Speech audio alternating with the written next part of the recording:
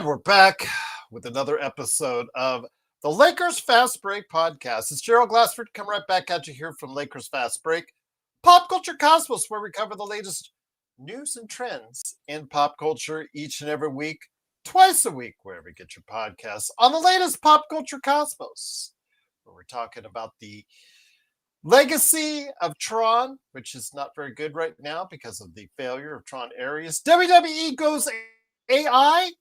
What is the real story with Seth Rollins' injury?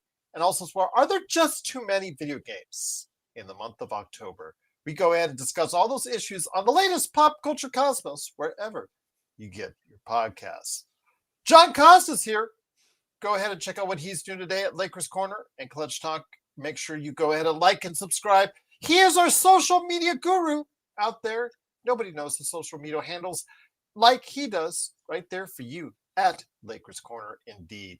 Also, just want to give a big shout out to our good friends, the Lakerholics crew. The Lakerholics, of course, hopefully will be by this weekend. They're not happy.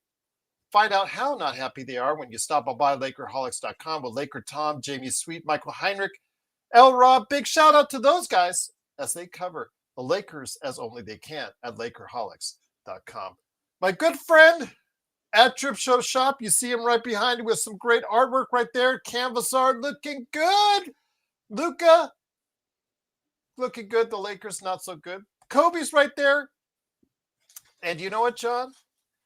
He sent me something else in the mail. A little another thing? I got to go ahead and show it right here. On stream? Open it up right now. Okay. Here we go. All right. At Drip Show Shop on Instagram and Twitter and also YouTube as well. If you want something designed in a way that you've only imagined before, go ahead and reach out to at Drip Show Shop on Instagram and Twitter. Here we go right here. This is what he sent me this time. Oh, that's much tough. love and respect. That is just awesome. Overwhelming again. Cannot thank enough Drip Show at Drip Show Shop on Instagram and Twitter. And then, of course, if you do want something designed like this and a pillow, John has a Lakers pillow as well. Grab that pillow, man. There you go. Right there. Boom. Also as well, hats, t-shirt, canvas art right behind me with Luka and Kobe right there. That's all Drip Show. So if you want something good like that for your holiday season as a gift to a Lakers, Dodgers fan, sports fan, pop culture fan, great gift. Taylor Swift, I'm sure he'll do a Swiftie thing as well. Go ahead and make sure you reach out to my good friend at Drip Show Shop. Big shout out to Drip Show, man. Everything I see, literally my whole setup around here. Him. I got a hat up there. Him. I got so many stuff around here, man. I sleep with this pillow sometimes. Shout out Drip Show, man. Real one. There you go. Shout out indeed. And if you want something good looking like that, or if you have a design, something you've only dreamed of, go ahead and reach out at Drip Show Shop on Instagram and Twitter. Want to make mention tomorrow, I have a special interview I'm going to drop tomorrow for everyone out there for a brand new book that just became available today. It is now on Amazon. I've got it in my hands right here. A Hollywood Ending.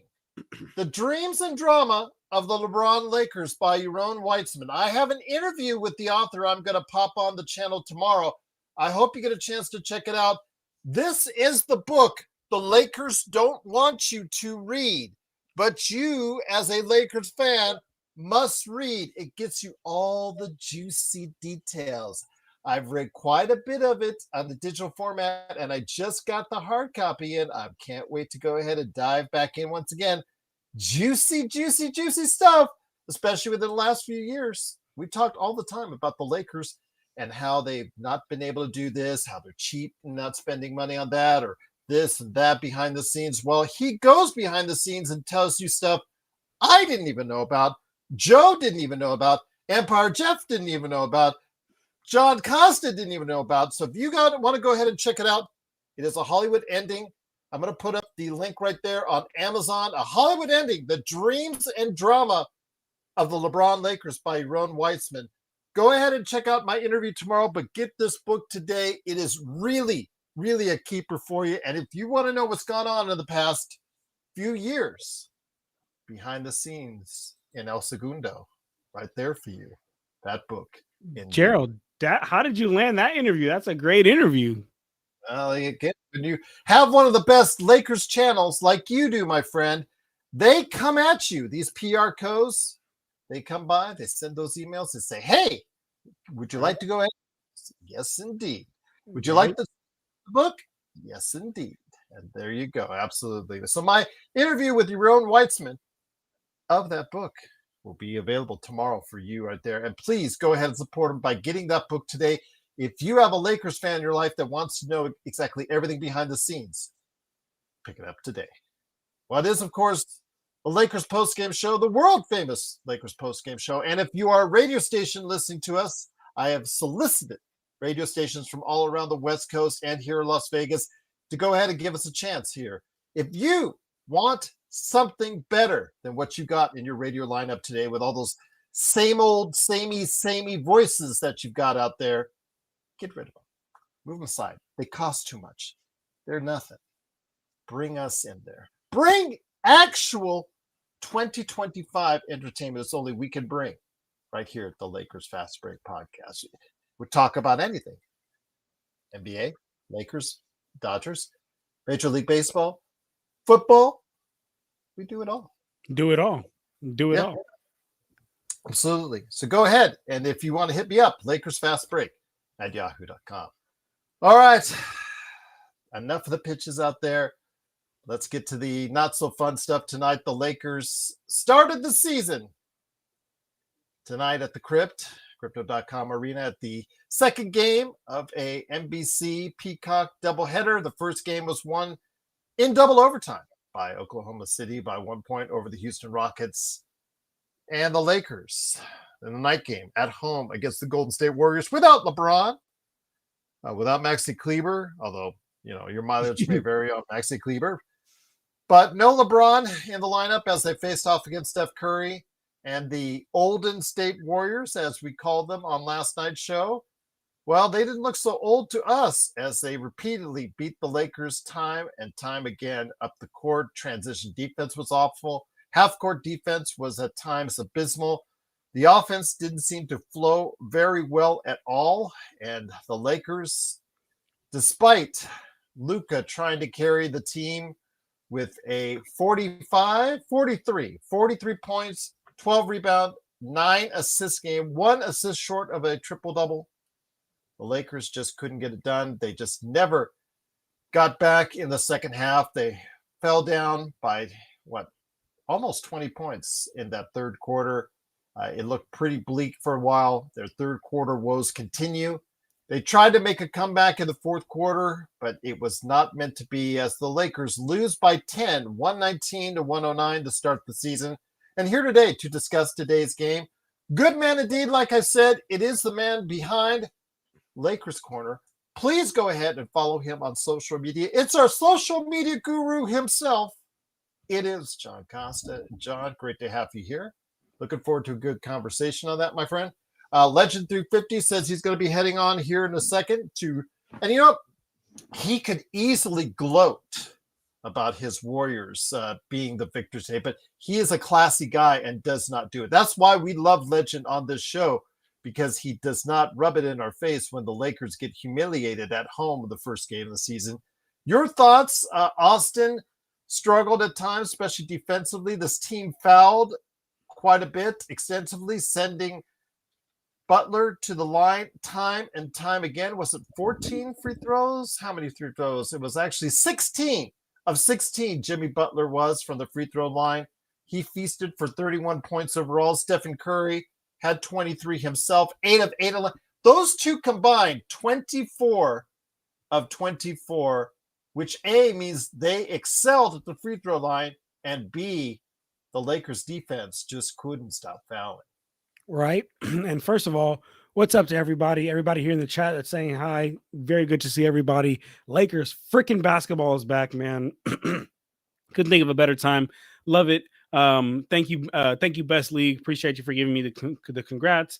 There you go, Gerald, setting up the pillow just like me. But anyway, let's go ahead and talk about the game though, guys, because the game started real sloppy. Like we started really sloppy. We had, I believe it was like 5 turnovers in the first like 5 minutes, and then the first quarter with like 8 turnovers as a team. We were really sloppy on that end. But and then Austin Reeves ended up, kind of figuring out he wanted that little run. Luka, he was he was carrying the offensive load the entire game, but especially early in that game. And we go on that run at the end of the second quarter. We ended the second quarter, like heading into halftime, so great. Like this is the way we play right here. We were, defensively all locked in. We were on a string. It looked like we was like just one team playing defense instead of 5 individual players playing defense. And if y'all hoop out there, y'all know what I'm talking about. You got to have the defense on the string, and we had that in the end of that second quarter. Offensively, we were firing all cylinders. Man, when I tell you, Gerald, where we lost this game was that third quarter, in my opinion. Oh my goodness, man. The start of that third quarter, we just decided to take everything that we did at the beginning of the second quarter. I mean, at the end of the second quarter, and just say, forget it all. Let's do the actual total opposite. Let's stop running an efficient offense. Let's keep getting backdoor cutted. Like, listen, guys, I understand it's Stephen Curry. I understand he's super elite off the ball, but we cannot allow him to get to like 8 to 10 points every game off backdoor cuts. That's not a winning strategy, guys. It's just not a winning strategy. So on that front, the game was even back and forth until that third quarter. When they went on that run in the third quarter, like granted, I know we went on that like 9-0 run in the fourth and brought it back to a 6-point game. The air was just already out of the game, at least for my opinion. Like the air was just out of the game. And then when Curry hit that last 3, the air was really just out of the game, to be honest with you. So, I mean, that's that. I mean, look, like my biggest thing, my biggest takeaway that I'm taking from this game is let's please not have the same third quarter woes that we had last year, because I think that was where we really, honestly got screwed over last year. Was our third quarter woes, because we'd have a good second quarter, have to have a third quarter woe, put ourselves in a hole, have a good fourth quarter, but then we have to give so much in the fourth quarter that we end up losing by 6, 7, or what I'm saying, a little smaller margin. But that's where I'm at with it. Would love to get into some of the other stuff, some of the some of the individual players. But what about you, Gerald? Like, where's your thoughts on all this? Let me see what the chat's talking about here. First up, big shout out to the chat, awesome chat, and also our mods. Truly appreciate our mods. Some of the greatest mods in all of the internet are right here at the Lakers Fast Break. Truly appreciate it. Big shout out to Gustavo for subscribing. Welcome for being part of the Lakers Fast Break family. Cannot thank you enough for doing so. No Joker, I'll start off with him. Put a $10 super chat. Thank you, my friend. A comedy of errors. We need someone to punish the paint. Punish with force, with energy, with resistance. That changes everything in this game. And I couldn't say, I cannot say I agree with disagree with you at all. I couldn't agree with you more on this. It absolutely was a comedy of errors at this point, several times. JJ as well needs to fit some of this blame, because the fact is, you don't leave Marcus Smart out there after he picks up his third foul in the first half. It's coming down to with his temperament. He doesn't know how to turn or lift off the gas pedal. He just doesn't. Getting his fourth foul was costly. Then getting Reeves his fifth foul in that third quarter was also another issue that JJ needs to prevent. He needs to understand, and you cannot have these guys get into foul trouble that deep into foul trouble that's so early when you need them later in the game. He needs to figure out a better rotation with guys coming off the bench that can help give you some kind of force. Also, their transition defense, John, was absolutely, again, abysmal. This is something that was all your same old song from last year. And LeBron, 40 years old, isn't running up and down that court this time around, so you can't blame it on him. The Golden State Warriors were hustling. Their 35, 40-year-old guys were hustling more than the Lakers, which is absolutely embarrassing. Their defense and recovery, they're not communicating at all. It was absolutely disappointing to see that. And I know that a lot is going to be put on Austin for his defensive issues, especially because so much money is riding on the line for him. He did make up a little bit in the fourth quarter. His game totaled out. It looks better on the scoreboard than it was as a total collective whole. 9 of 16, 1 of 5 from 3, 26 points overall, and 9 assists. I mean, it looks good on the scoreboard, but there was some really red flags that are concerned to us. Jared Vanderbilt, my friend, and again, we stress this. We are not on Vando Hill, John. Not Costa. at all. Not at all. And no joker. I got nothing but love for you, my friend. And I know you're a big Vando fan, but he has to be something of at least I guess something they have to at least be somewhat concerned about on the offensive end. And today he was absolutely done. Catching the ball was an issue. No joker. Catching the ball was an issue for him. And if he's not going to be able to do anything for you offensively, he has to be the lock-down guy on defensively to be able to guard Steph or rotate over on Butler. And today, it wasn't happening. They were, as a defensive total, John, they, again, could not defend without fouling. Butler and Curry were drawing fouls left and right. And that's just a disaster for a team like Golden State, or if they play Oklahoma City, or if they play a team with a seasoned veteran that knows the tricks to get himself to the line. Yeah, I mean, honestly, Jimmy and Curry, there was a point out there, to your point, Gerald, about being like the seasoned vets and knowing how to get to the line. There was a point where they were just doing work, to be honest with you, and just simply manipulating the game, having your hand in the right place, and just getting to the line. But one thing I want to touch on real quick is DeAndre Ayton, because I mean I see a lot of people going off on him, and this is even something that I said during the playback, because I do a playback here on for Lakers Corner as well, and I was talking about look, DeAndre Ayton didn't have the best game, didn't really clean the boards like how we would want. He only had 6 rebounds, 10 points, but I think at least, and this is where I am here with DeAndre Ayton, when he's coming into this team, I wasn't thinking of all right, cool, we're gonna have somebody that can be that traditional big man, back people down and come down in post and be like that, paint thrasher. I thought, cool, he provides us more than what Jackson Hayes provided us with that, but I don't think that's why he's coming into this team. I think he's coming into this team for his role next to Luka Doncic, for that rim running that he's gonna be doing, next to Luka, and kind of protecting the rim. He didn't protect the rim as much this game, but we've seen him do it in preseasons. We've seen him do it in past seasons. I do believe that he can do that. I believe that this was more of a down game on him. I don't want Lakers Nation to kill and ridicule him, because I mean, as Gerald, Lakers Nation is quick. You don't have too many bad performances up your sleeve until Lakers Nation is not down your neck. And I said it during playback that it's going to take, you can set your watch to the amount of minutes that fired JJ is going to trend on Twitter. You can set your watch to it, right? And you could set your watch too for watching the trend.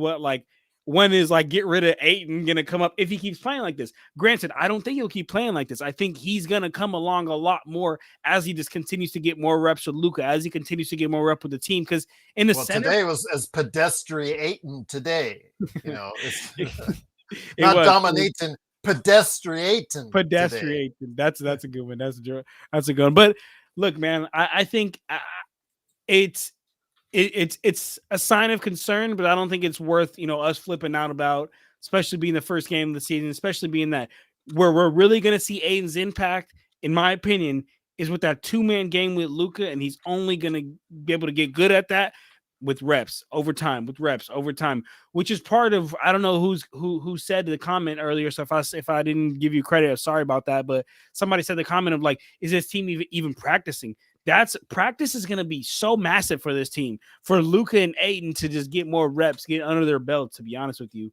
And yeah, 805 Hayes is actually pretty solid, but pretty solid as a backup big. And to my point that I was mentioning is Aiden provides us more of that interior presence than Hayes ever did, to be honest with you. Even though Aiden may have not had the best game this game, like this is not DeAndre Aiden. I'm not saying he's best center in the league type thing, but he's also not a 10-6 type guy. And I think him having a good game next to Luka, him figuring out that pairing next to Luka, that right there is an automatic 6 to 8 points every game just off simple lobs and rolls to the hoop. But again, just something you got to figure out within the system. But absolutely, though, I don't think that DeAndre Ayton played up to his potential, but I'm also not going to die on that hill over the first game, especially when he'll come along a lot more with Luka, in my opinion.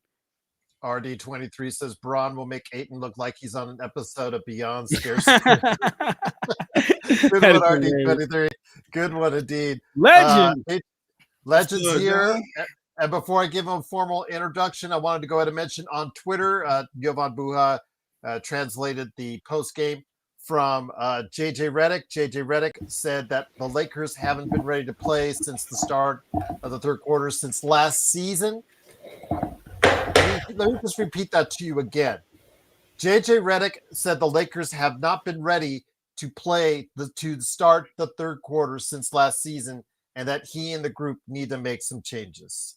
My answer it's been longer than that. This was going on with Darvin Ham.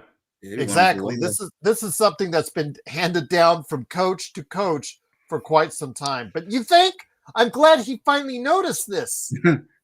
Absolutely. Just it's what happens when you don't have an identity. You don't have an identity. Yeah. You don't have a system. You don't have something that you can back up your miscues on. When you're not hitting your shots, that happens in an 82-game season. So what you have to fall back on is your fundamentals. You have to fall back on a system that puts your team in a position to at least stay competitive during those lulls. And when you don't have an identity and you don't have a system and you don't have the fundamentals and you have Jared Vanderbilt shooting threes and going to the basket at crucial moments in the third and fourth quarter, what is going on? Who allowed this to happen? I mean, even Mike Brown benched Bynum for shooting an ill-advised three in a game that really didn't matter. So sitting there and saying, I got to figure something out that's been going on even before you were there. Are you capable of changing what's already there? Doesn't look like it.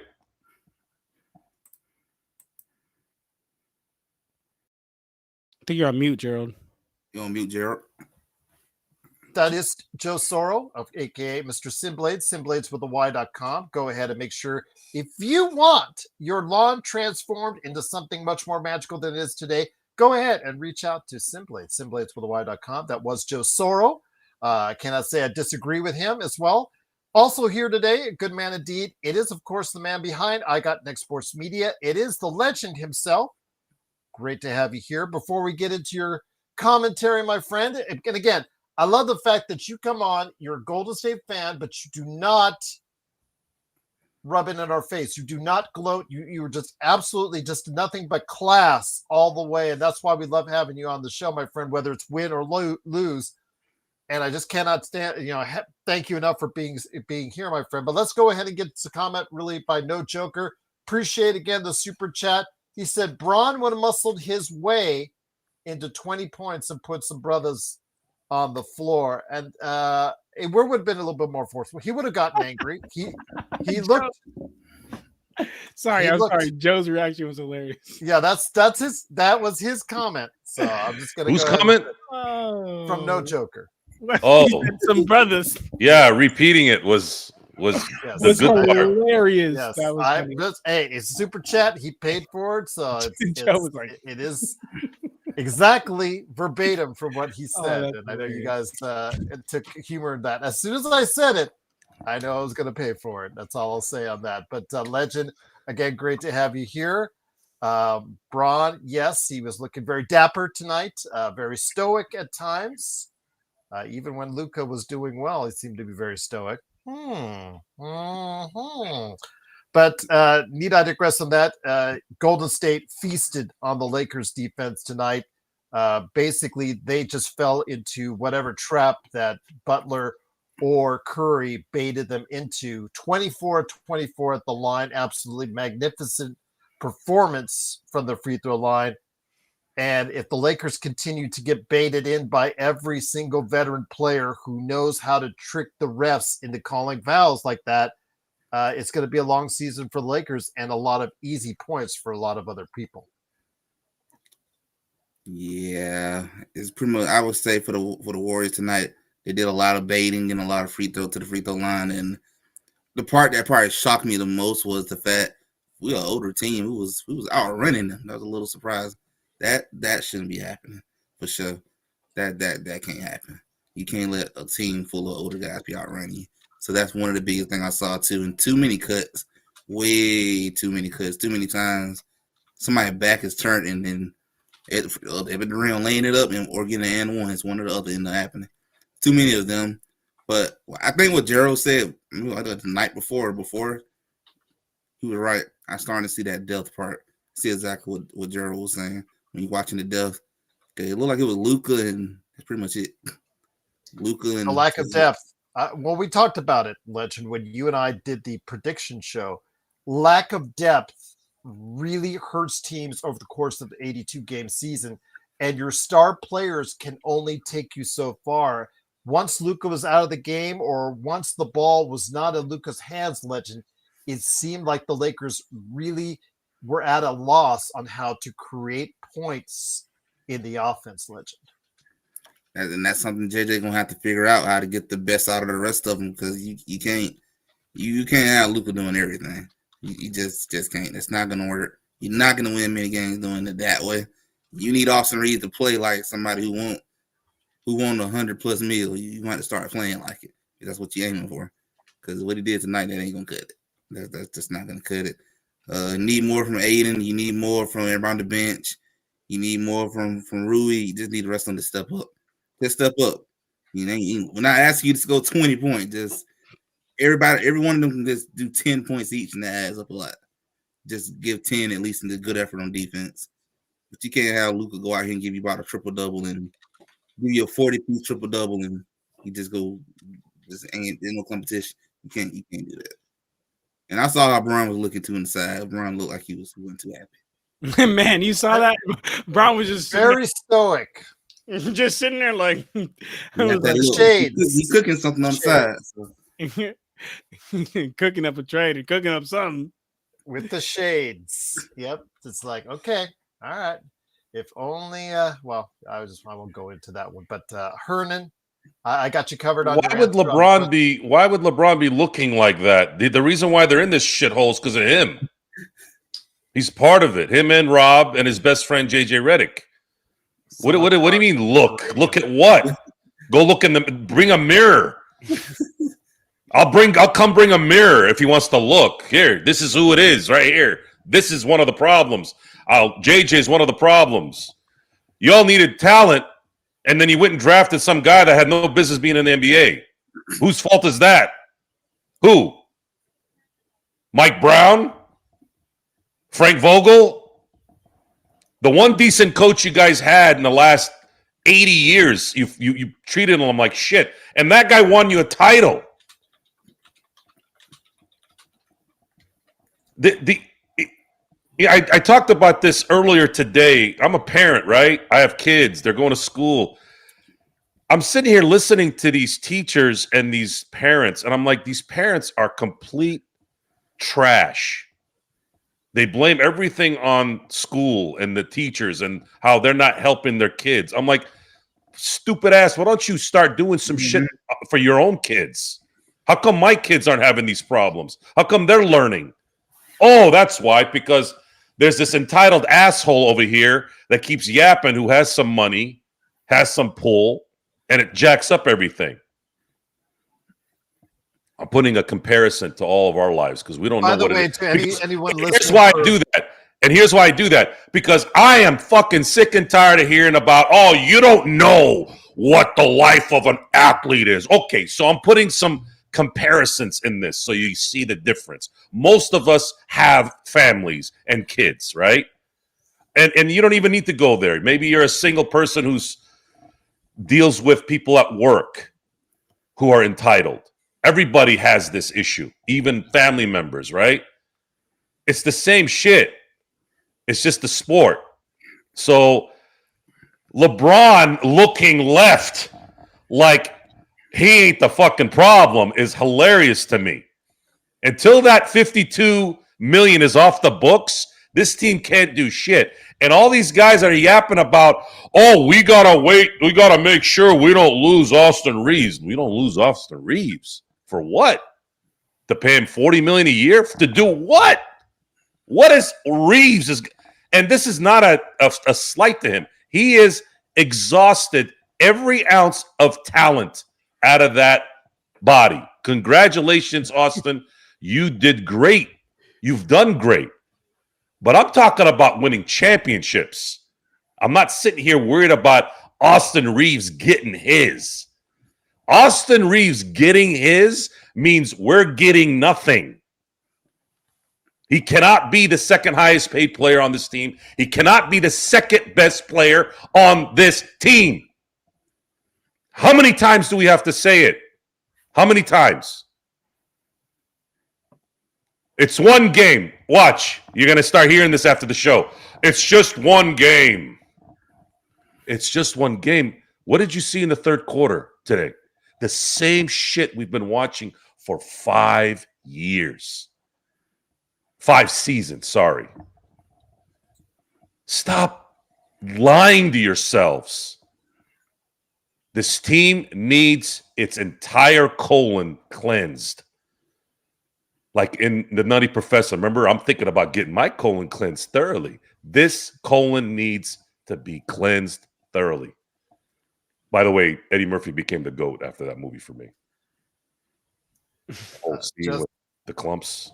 Yeah. I couldn't after that. It was like Christoph Waltz in the Inglourious Basterds. I walked out of the theater. I was like, this guy right here, there's no one.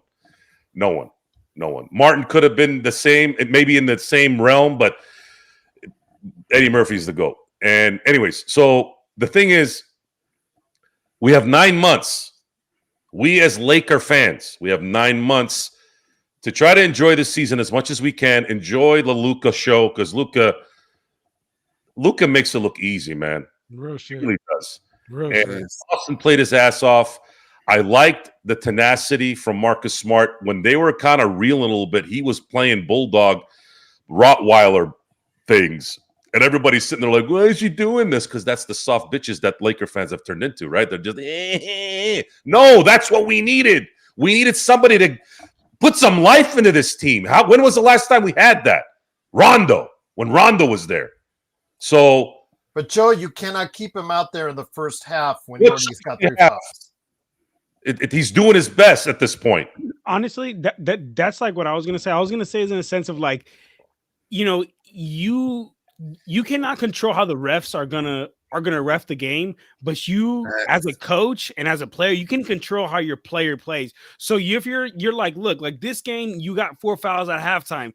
Damn, like that's unfortunate. But you know what? You were doing all the right stuff. You just got called for all those fouls. If we get it, if come Minnesota, the refs are hold that whistle a little bit more. Now they don't swallow it. You're still giving me that same great defensive intensity. You're just not getting as many fouls because it's all like, based on the refs. So like, honestly, if I'm JJ Redick, I'm like Marcus Smart. I know you got a lot of fouls on you today. Try to be careful with that, but don't give me any less energy. Like, continue to give me that defensive energy, especially because, to Joe's point, I think we really need it as well. Because one thing I know for sure is in basketball, like when you see someone on the court with you do something and you're like, damn, like that shit, I need to do that too. I need to step my game up. So that's where I'm at with that. But go ahead, Legend. I know you were gonna say something. Nah, so I agree the same thing. You just don't know what a ref is gonna call. I mean, you just gonna have to play through it. Sometimes you got a good ref, sometimes you got a crappy ref. It just happens. But like Joe said, I ain't gonna lie. I would have let Austin Reed walk in and just trade him and be done. I'm never gonna trade him. I'm not gonna pay him that much. Heck no. He cannot be your second highest paid player, and he don't need to be your second best player. That ain't the move. That just ain't. You want to get paid, go to Utah, so you can shoot all you want, make all you want. Yeah. Robert Wheeler put in there, John Joe. Here we go. Did you all expect the Lakers to beat Golden State without LeBron? Yes. I didn't think the Lakers would win because the Warriors, I feel, are the second best in the West, only behind.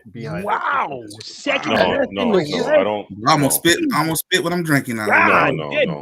Look, I'll say this: I don't feel that way, with all Wow. due respect to Legend. But Kevin Pelton from ESPN, who's digs deep into the nerddom as far as the numbers are concerned, and the numbers spit out that the Warriors, with their current roster, may actually get out of the West in his estimation, according to numbers. So you're not the only one that feels like that. But Robert, yes, we felt that the Lakers needed to start winning. They just start winning now without LeBron, because we're not here to wait for LeBron. We're here to win games. And so, Joe and John, the question was fielded to you by Robert Wheeler.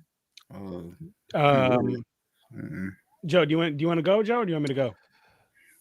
this game was competitive until the dreaded third quarter Laker shit stain that they seem to always lather themselves with. And at some point, you're either capable of changing or you're not. And changing means changing the ingredients. If you're going to keep putting the same shitty spices in the food, thinking, oh, well, maybe if I let this cook a little bit longer, maybe it'll taste better. That doesn't work. You could put the best chef on the planet. If you give him shitty food to cook with, he's not going to be able to make good food. It's a combination of both. You got to have both. Sometimes talent, the food tasting good, the food being good, can be somewhat tasteful, if you will, with a marginal chef or marginal cook. And what the Lakers have is they have a NBA first team, top 3 MVP as of right now on the team. So that's the good food. LeBron is desperately needed on this team because there isn't anyone else really that could be that guy. And when you watched, I'm going to use San Antonio as an example. When you watch San Antonio play back in the day, and Duncan would sit, and Leonard would sit, and Manu would sit, and Tony Parker would sit. You know what I noticed about those teams? I noticed that they still ran the system. They still were productive. They may have not won like they would with those guys regularly, but they did in spurts. They did when they couldn't use those guys for a 3 or 4 game stretch. They ended up winning 3 out of 4 with guys that are not at full capacity. Until this team gets to that point, you're just not gonna be what you need to be when you're at full strength either. You don't have anything to fall back on when things are not working. DeAndre Ayton, I think he's going to be the whooping boy this year. Sorry, Gerald. That's the only word I can think of.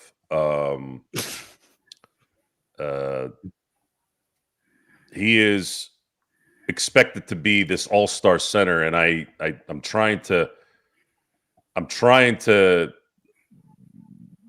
get my brain around the fact that in the NBA, when a guy is let go for nothing, that's not an accident. That especially at 26, that's a problem usually. If he can get through it and become productive and useful, great. But guys at 26 are not supposed to just be picked up for free, generally. That's not a good sign at the beginning of things. Marcus Smart has a little bit more room in that there was maybe an issue of a debilitating injury, a chronic injury. Also, the fact that he probably asked Washington to let him go. That probably played a part too, which happens in sports. Sometimes they're just like, look, Can you do me a favor and just let me go? I want to go play I want to compete. And sometimes teams will oblige. So the identity of this team is still unknown, other than it's going to be Luka playing 30, 10, and 9. It's exactly those numbers happened tonight, by the way. He's a 30, 10, and 9 player all year. That's penciled in. And then you'll have Rui doing what Rui does. He'll make you want to jump for joy for about 10 minutes in the game during the game, and then you'll wonder what the hell was going on in the fourth quarter when you couldn't guard Draymond Green. Guys, Draymond Green is known as the triple single right now in his career. That's where he is. The fact that you're letting this guy do what he's doing is an embarrassment, especially with you guys being in your mid-20s and you're not able to handle this. That's unacceptable. And then LaRavia looked like the game was too big. You didn't get a chance to see Connect in there, really. Gabe didn't bring what he brought from preseason. I thought maybe he would have been making some shots. Maybe he had a little bit of momentum from that. That didn't happen. You had Reeves doing what he did, Rui doing what he did, DeAndre Ayton coming up lame. You had Jackson Hayes doing what he does usually, which is hustle and make a couple of good dunks at the rim. But that's it with him. And then, last but not least, Jared Vanderbilt. The Kwame Brown is he a small forward, a power? What is he?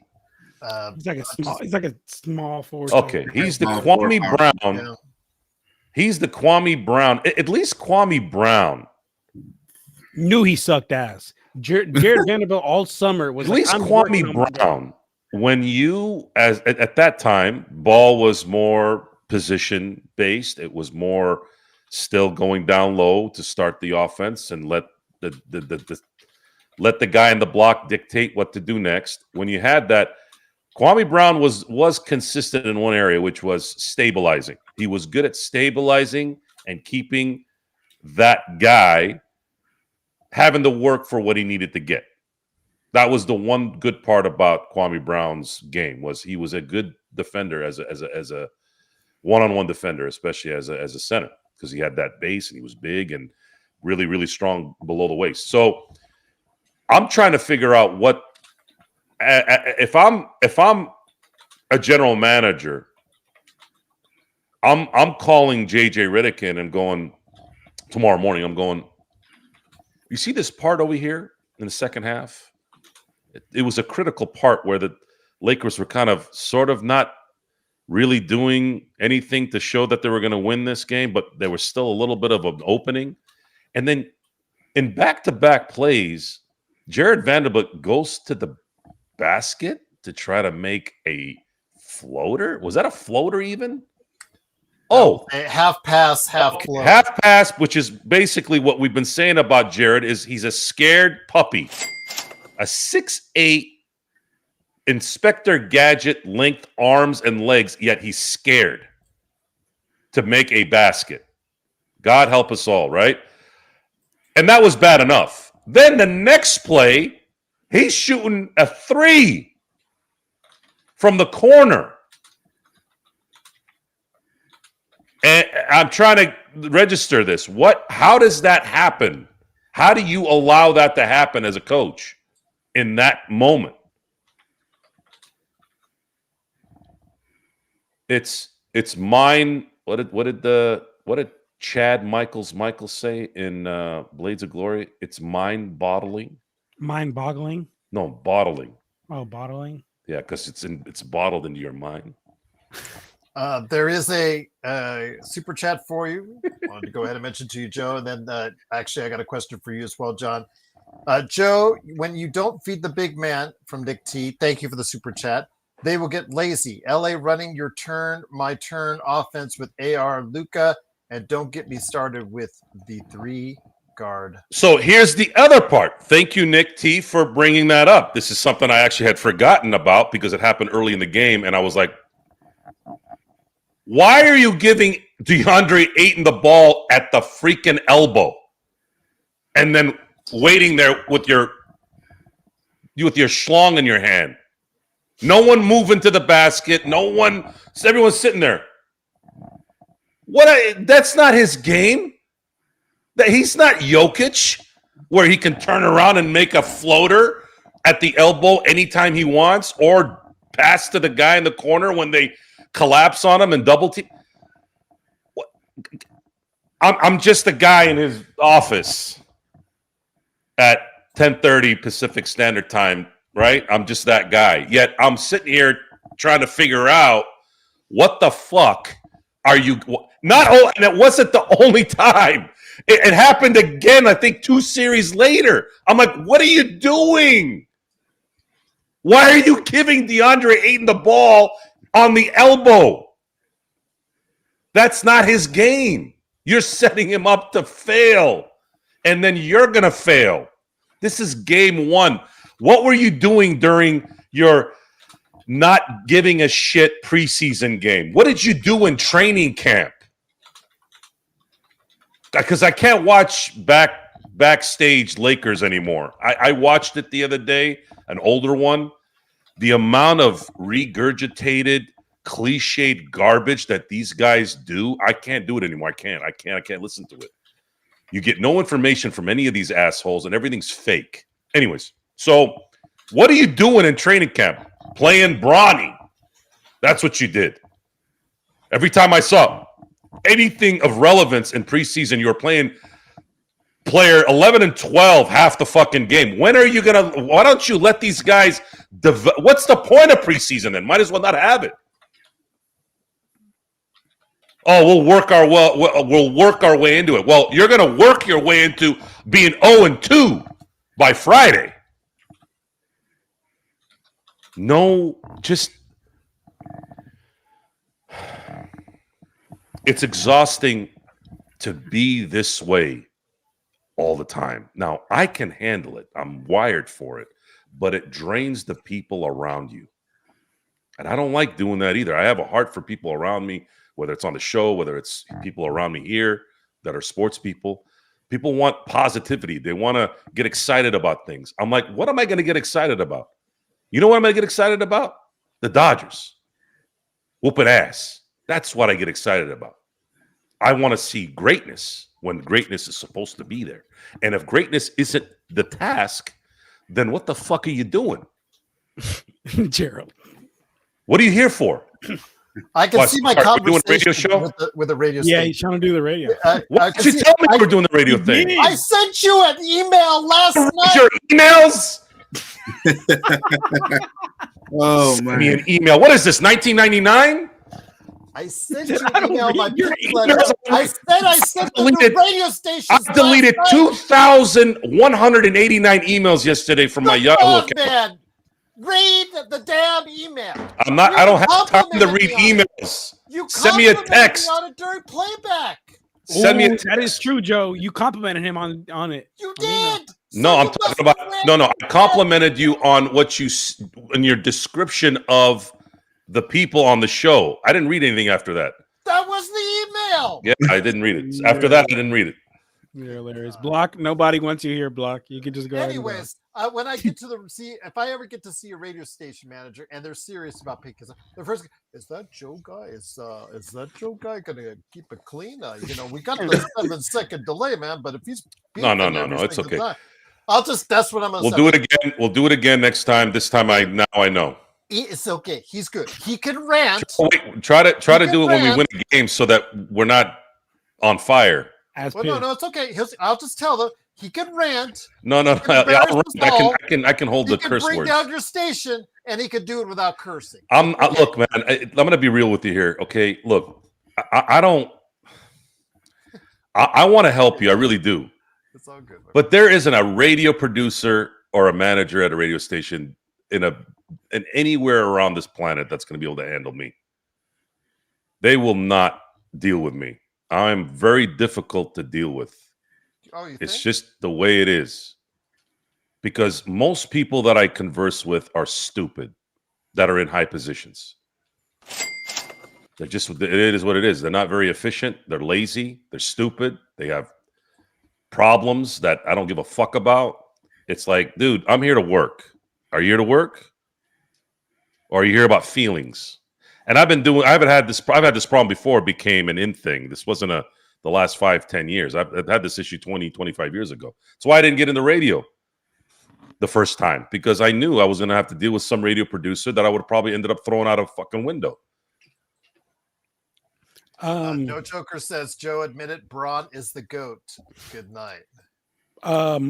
Block, the reason why is because you're not worthy of me calling you the correct name, so I'm calling you exactly what I want to call you, and it's Block, and it's before we head on out, by the way, I know you're going to head on out, my friend. Please go ahead and give a cheap plug, because that's what we like to do here in the middle of Joe's rants that use a lot of naughty language. Yes, please. Everybody, please do check out my page. I got a Lakers Corner page. I do 3-minute game recaps. It's actually what I'm about to go record and edit right now. I do a weekly show, which I'm going to be doing a weekly show here on this Friday. So I'll be able to drop that. And yeah, I mean, hey guys, you can always check me out. All my Lakers content. YouTube is Lakers Corner. Instagram, I'm almost at 7,000 followers. So help me get there. It's Lakers_Corner_. TikTok, Lakers Corner 24, and Twitter is the Lakers Corner. But anyway, I appreciate all you guys letting me be here. Joe, Legend, Gerald, great to see you boys, and I will see you boys on Friday. Check out my channel. Appreciate everybody. See ya, my friend. All the best. All right, John. And congratulations again on being a now soon to be married man, because she said yes. So that'd be great indeed. I hope we're invited to the wedding. That'd be terrible if he dissed us on that as well. No. Should ask him for some advice. I gotta do the same thing. There you go. Nice. I'll get him in touch with you, Legend. I'll get him in touch with you. I'll just say this. I hope he doesn't diss us on the wedding like he dissed me when I was there in San Francisco. We're looking for him. So that's all I'll say. We'll leave it at that. But Nibel had a question from way back when, before Joe's rant started.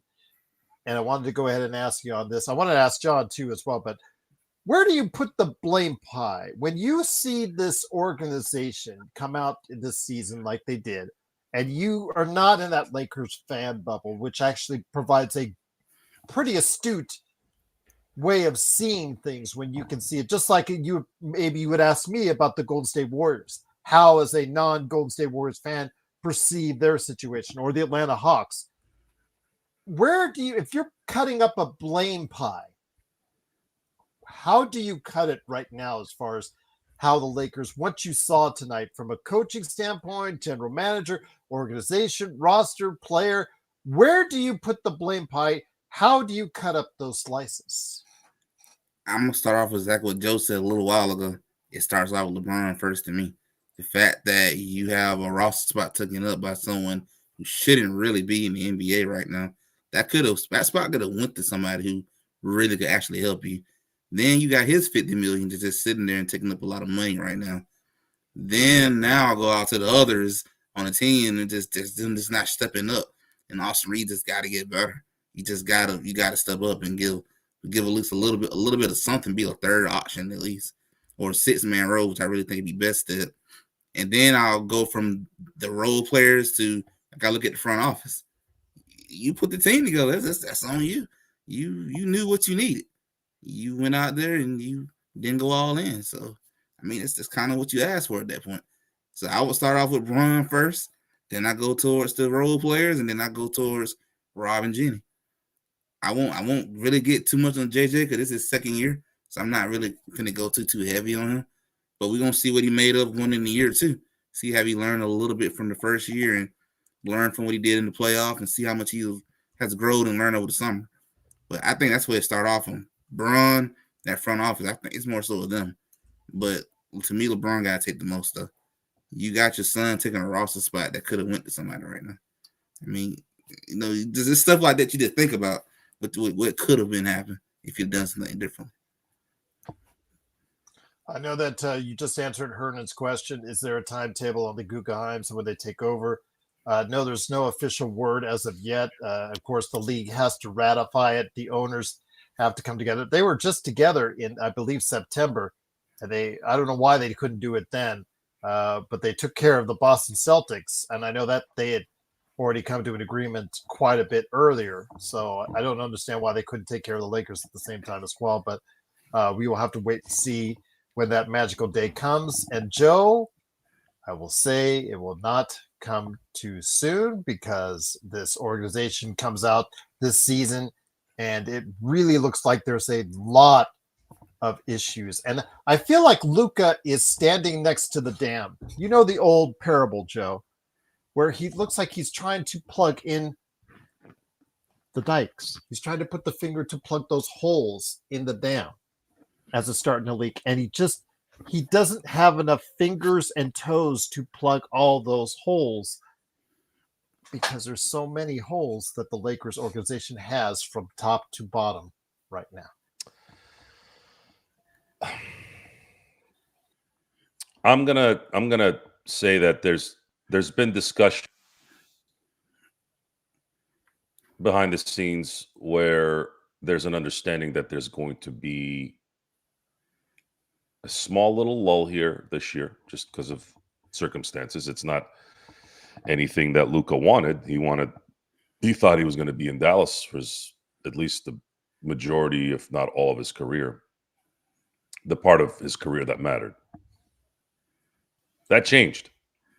And he's probably in that mode still. Well, I'm still trying to transition into this new lifestyle and this new way of starting my career in a different path. Now, there are worse places to be as a superstar than the Lakers, right? I mean, I don't think there's a better place for a basketball player to be in his prime and be as good as he is than the LA Lakers. It's like being a Yankee. It's like being playing for Real Madrid, playing for Manchester United. These are the pillars of their sports and their leagues. He has to just wait until this season's over. Then, by the end of this year, the Guggenheims will have eventually taken over. Contracts will be done. And now you can really start figuring out what you are going to put together to help Luka become, in my view, a 3 to 4 time MVP before it's all said and done. There's no reason why he shouldn't be sitting on 3 or 4 MVPs when he's during his career, at the end of his career, like Jokic. And that's 100% how this has to be looked at, and it will. The Guggenheims and Mark Walter are 4 wins away from, in my view, having the greatest Dodger era ever. Mind you, this team has been around for 141 years. This team had Duke Snyder. They had Sandy Koufax. They had Oral Hershiser. They had Kirk Gibson. They've had Mike Piazza. This is a legendary franchise. Only, in my view, you can argue St. Louis is in there as well, but really it's second to the Yankees. The Yankees are number 1. They're going to be number 1 for a very long time. But by the end of this century, there's a big chance that the Dodgers may be the Yankees of the 21st century, like the Yankees were the number 1 team in the 20th century. And that has a very good shot at happening if this particular team continues to have the leadership they have. So that's the part that kind of sets me in a little bit more of at ease, because they do have a budding superstar that's just hitting his prime. They have the most capable ownership, in my view, in sports coming. And now they just got to take out the trash. They got to take out the trash. And I'm not saying LeBron James is trash. His ability to engulf everything around him is the trash I want gone. And I need Laker fans to wake the hell up about Austin Reeves, Rui Hachimura, and guys like that. I'm very proud of Rui and I'm very proud of Austin Reeves for what they've done in their careers. They deserve every dollar they end up making. I promise. If somebody wants to give them $40 million, I'll pat them on the back. Hey, man, you guys killed it. Congratulations. It can't be in LA. It can't. This team needs a superstar next to Luka, and then you build according to those two. Now, if you can get 4 or 5 guys like Oklahoma City, sure. There's a problem there, though. Oklahoma City has 80,000 draft picks. That's why they were able to do that. The Lakers don't have that luxury. So Lakers have to go get those guys. Who? I don't know. It's going to depend on a little bit of them wanting to come to LA. And they will come because they always do. They always do. They always end up in LA at some point when they really want to come to LA, especially when LA has room.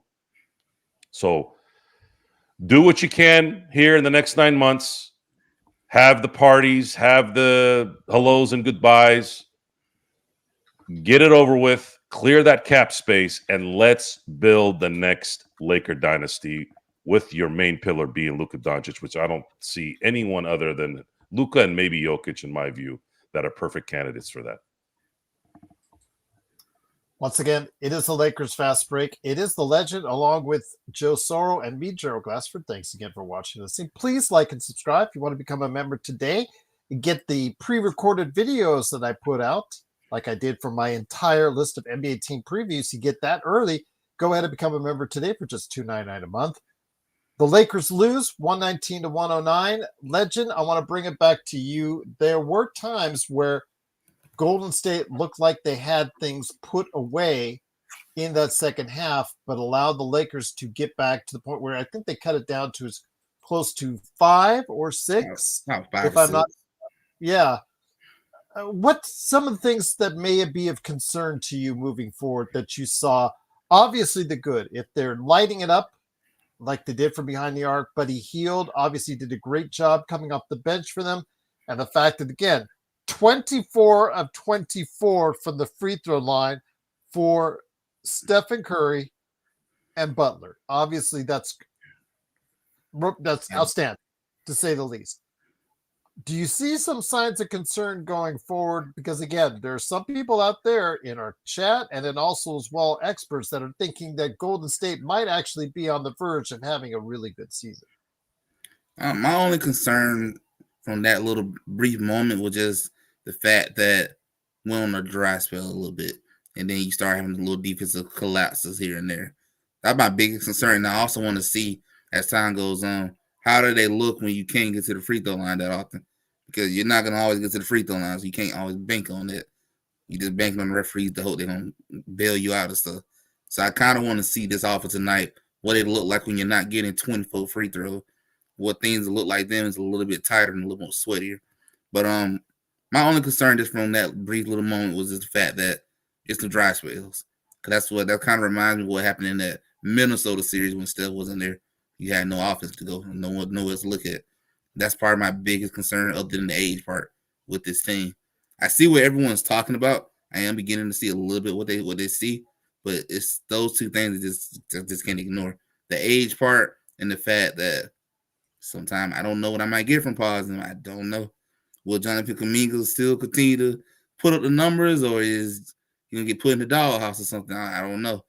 So just stuff like that make me a little concerned about this team. But we're going to see. Like I said, it's just game one. I can't take a lot from it just yet, but I might can take a lot from this one and tomorrow night, being 2 back-to-back tough games going against Denver tomorrow. So we're going to see how that looks and see what I can take out of that one. Joe, James Hex is in the chat, said JJ is the wrong coach for the Lakers. He needs to go. There was zero ball movement on the offense. I know that Magic Man, during the course of our playback.tv/Lakers Fast Break live showing of the game. And thank you for everyone who is on. I'm going to give it a try again with the simulcast. I'm going to go see how far it can go before I get no worries, my friend. Legend. I got Next Sports Media. Anything coming up before I go ahead and send you on out, my friend? I'm probably going to do like a quick little live stream tomorrow before the Warriors play, just to talk about how they did tonight and then talk about what they getting ready to face tomorrow going against Denver, and probably what I'm going to mostly do when I get off work tomorrow was. Sounds good, my friend. Once again, it is Legend from I Got Next Sports Media. He's on the East Coast, so my friend, it is late for you. Truly appreciate you staying on late with us. And remember, you're always welcome right here at the Lakers Fast Break. I appreciate it, fellas. Y'all have a good rest of the show. You too as well, my friend. So, Joe, I want to get it back to you. JJ, according to James Hex, and I can't say I disagree with him. Obviously, the ball did not move around as well as I would have liked to have seen. I know that Magic Man, during the course of our playback, he mentioned how the pace was something that he was very unhappy with. The Lakers not trying to find ways to up the pace. I know that that's been an issue with Luka, even with Dallas, is where he likes to take it at his own pace. Let me ask you this: a lot of that could be instruction from JJ. It may not be, but at what point do you start looking at this coach and saying, "Hey, maybe something is not matching up as well as we would like when it concerns JJ"? Comments or otherwise that he seems to continually make that gets him in hot water. There's a really good line in Roadhouse, the real one in '89, not the monstrosity that Jake Gyllenhaal did a few years back. There's actually a thought that they might be doing a sequel. That's scary. Sorry. Okay. I had to tell you that one. Sequel to a shitty movie? That's weird. There's a scene where he cleans house, and Terry Funk, the character that Terry Funk plays, gets fired, and Dalton goes, "You don't have the right temperament for the trade." I mean, the lines in that movie were resonated so much. Imagine I'm 11 years old, and I didn't know my ear from my ass when I was 11, but those things resonated long enough to where when I did connect things as life and life experiences came together, I identified with those lines and those discussions. JJ Redick doesn't have the temperament for the job, and it started in June. I wasn't upset about his work last year. I wasn't. I wasn't even upset when he played the entire starting lineup the second half. Wasn't upset. When I heard him say Bronny James, rotational player, that's when the wall fell. I'm like, what? Did I really hear that? I rewounded it and I heard it again. I rewounded it. I heard it again. I'm like, you're not coaching this team. You're massaging it for something. And if a coach isn't going to coach, if he's not going to demand the respect of the game, not the player, then you're useless. So JJ Redick is slowly going the wrong way. And soon it's going to be very fast. And then I don't know what coach out there is going to reinvigorate this thing. I have no idea. I don't even know if NBA coaches are really allowed to coach anymore.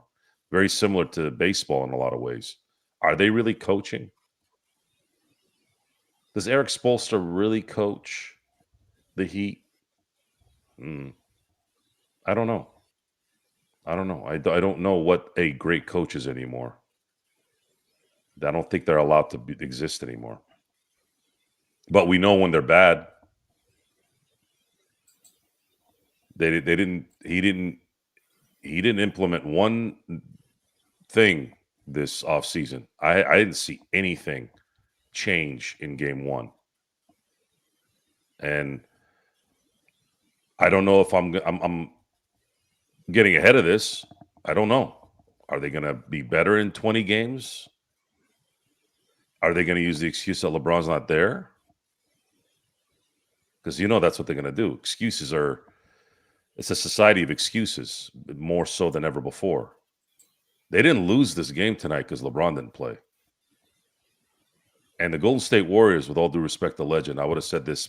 I didn't know he was going to leave. I was going to go in on the Warriors. Warriors are not that good of a team. Kuminga is not a consistent player.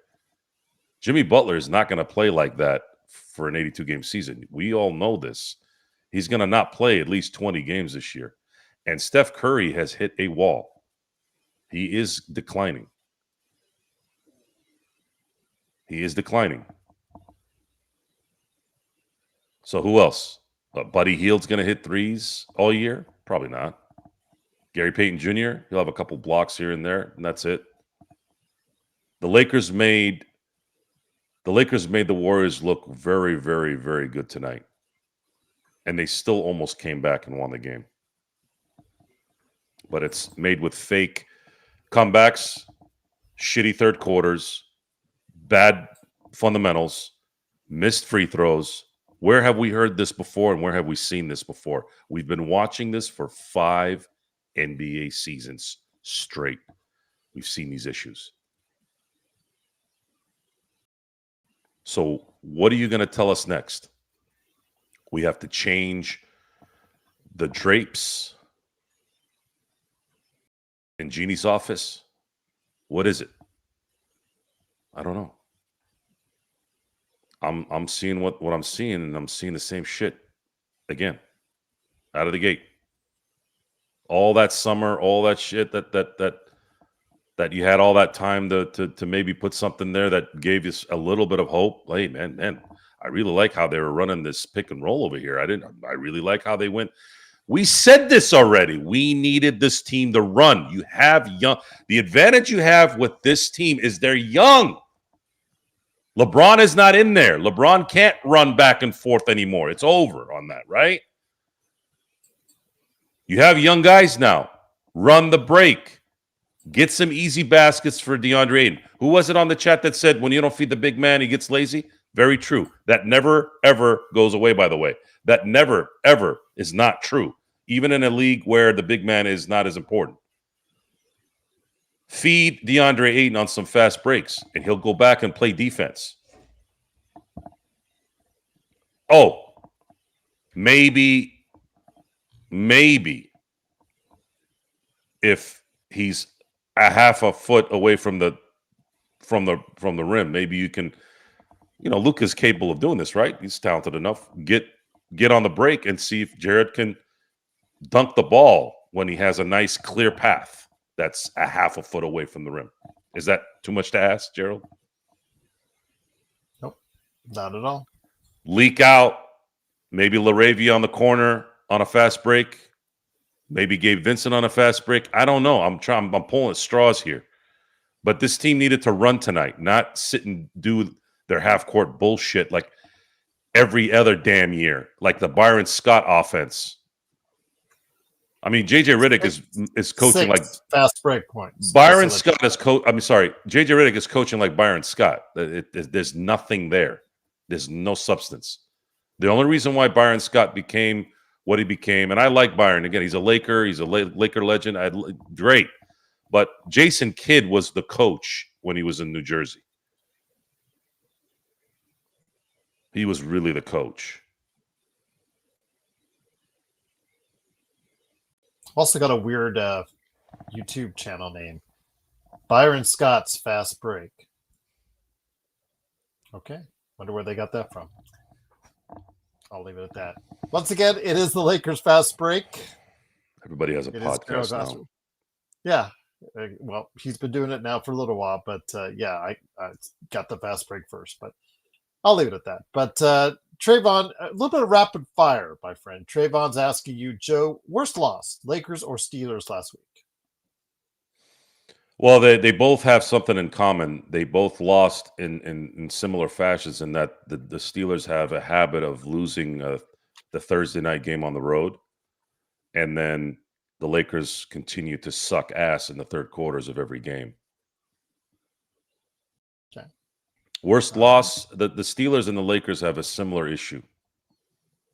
And it's leadership at the head coaching position. RD23 says, Senior Sorrel, do you think Braun's master plan is to get Bryce drafted as well? Then I don't give a shit about LeBron and his sons.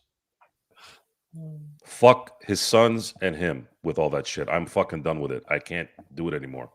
I don't give a fuck about those guys. I don't care. I want LeBron and all that shit gone in 9 months. I've had it. They're in this shithole because of shit like that, by the way. Alfred an Esmond, absolute shout out. it's a joke. It's an absolute joke. They turned this into a high school setup where the booster father made the coach and made the team pick his son. It's just disgusting to me. Big shout out to Alfred Esmond at Alfred Esmond on Twitter. Really, truly appreciate his insight into Orlando Magic, who are looking to really do some good things this year. So best of luck to the Orlando Magic, and best of luck, continued success to you, Alfred, especially in all your journalistic endeavors. And you know you're always welcome back here on the Lakers Fast Break as well, my friend. Nibel says, Gerald, did I watch OKC versus Houston? Yes, it was an amazing game. I do want to put the pretext that Williams was out of the lineup tonight for OKC, but and Houston had Van Vliet out. But I will tell you this right now. Laugh anyone out there, laugh all you want at Amen Thompson right now for the fact he couldn't hit the broadside of a barn on his threes. But that day will come where he will be a superstar. Everything else tonight, he looked really, really amazing. And that he looks like a guy that's ready to take that next leap. He wanted that spotlight. He tried very hard, couldn't execute well enough down the stretch in the regulation, but he is learning and adapting. He was not supposed to be their point guard. Then all of a sudden, due to what happened with Van Vliet, he is now their point guard. So laugh all you want out there if you want to laugh at Amen Thompson and the Houston Rockets. But I think by the end of the season, Amen Thompson's going to be really something special indeed. And if he can get anywhere near to an average three-point shooter, that's going to open up his game even more. And he is one of the best defenders in the league. Just a sensational two-way player on the rise. And I think he is going to be a special player indeed. That's what I'll leave at that. But again, OKC getting it done at home, but needing 2 overtimes. But they did have Williams out of the game. You saw that game with us from time to time on playback. What were your thoughts on both OKC and Houston? It was a great game in that you saw the youth and the skills of two teams, and then you had the wily veteran in Durant, who still has something left. It was a really good NBA basketball game. Yes, it was. It was really good one. Yeah, absolutely. Double overtime. They take the win by 1 point. But some of your observations on the players, do you agree on Amen Thompson? I mean, you had remarked. Amen is going to be a two-way player in the league. He'll eventually develop a shot because he has to, and he has the talent to do so. And if he can become a bona fide two-way player, he's going to be a perennial all-star because he has the talent. He does have it. It's going to come down to, does he want it? And that's always a hit and miss these days. I don't know. I thought Chet Holmgren did really well tonight. Yeah. I saw a change, and he had discussed it in the post-game show about how last year was a frustrating year for him because of injuries, and sounded like he had issues too beyond that from just his demeanor during the interview. But it came out in the end positive because his team won the championship, and I'm looking forward to seeing, because I was kind of down on him a little bit, and I get down on guys that are not healthy. I'll get impatient with guys that are not healthy. Like, dude, come on, enough of this. When are you going to get your shit together to where you're playing? I mean, it's not like you're 400 pounds, like you're this lanky basketball player. You should be jumping around and like a gazelle and being available. But anyways, I think Chet had missed a shot or a free throw the first half, right? Uh-huh. So Chet stays healthy, he is going to be the second star on that team. He's going there, and if that happens, it's Oklahoma City has a very good chance at running. Williams is a really good player, though. Let's not. And they have a wild card in their pocket too. If they come up lame at the end of the year, let's say they lose in the finals. Let's just say they lose in the finals. They can pull the trigger on something because they have enough assets to do it and enough talent on that team. So they're going to be around for a while, especially if Presti stays there.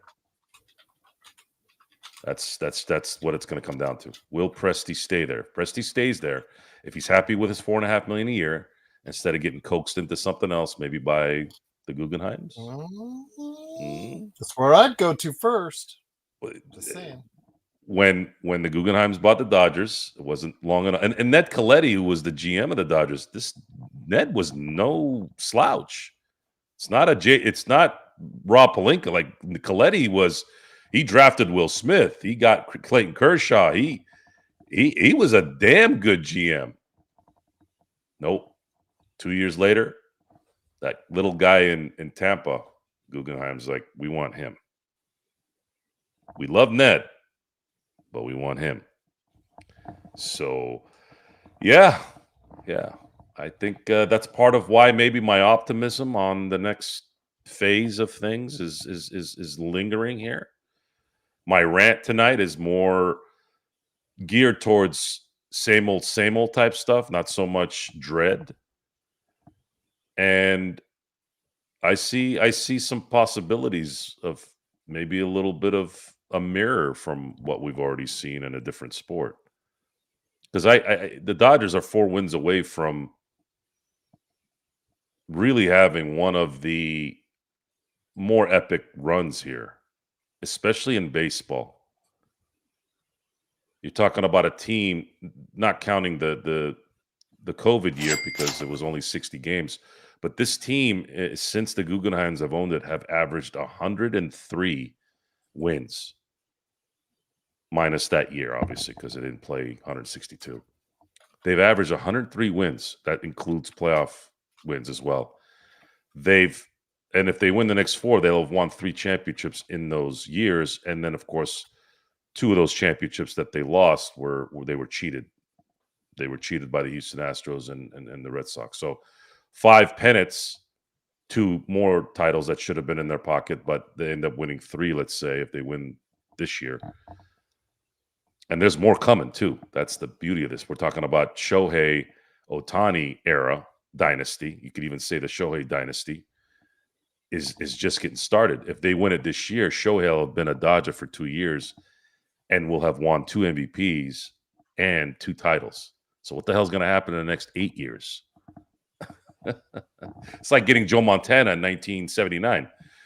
They start winning Super Bowls in San Francisco with him. Magic. Started winning championship with Magic pretty much right out the gate. Same thing with Larry Bird.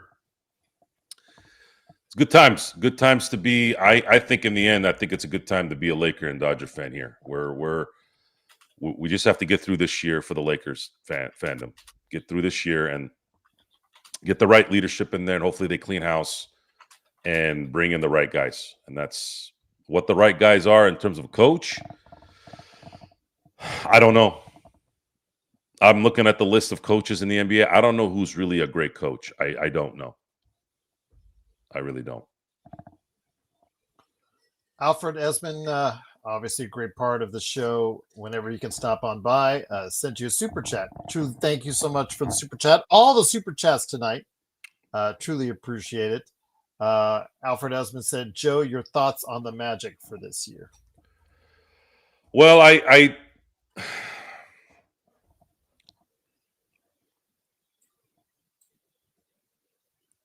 like their acquisition. They're trying to win. I like Bane going there. They needed a scoring punch so that Paolo wasn't the only one. And Wagner is, I think, a better 3 than a 2. So you're going to have Paolo, you're going to have Bane as the 2, and then you're going to have Wagner as the 3. I think that's a good start. And then you're going to need that kind of getting over the threshold of being a team that's not known as a team that's consistently a winner. Can they be the Oklahoma City Thunder now? Can they get through? It should be a little bit easier in the East, especially this year. They're not going to have to deal with Tatum. They're going to have to deal with Halliburton, right? If there was a spot, there was a time to get through that, it's this season. But Paolo's going to have to be an MVP type, I think, in the end. So, Alfred, your boy has to be a top 5 player, I feel, if they are to get to the Eastern Conference Finals. I'm not going to put the pressure of getting to the finals yet. Still need to see the team play. But Paolo's going to have to be, I think, a top 5 MVP candidate for them to get over the above mediocre area of the Orlando Magic. Okay. But for truly, because that was their problem, right? And again, they did a really good job filling in a gap that they had, which was they didn't have a scorer. Desmond Bane is a scorer and he can shoot. Great pickup without losing the meat of their top heavy team, right? And they really sacrifice a lot of even the role type guys, really. What about going against Anthony? I'm foaming at the mouth. I want George Springer to die.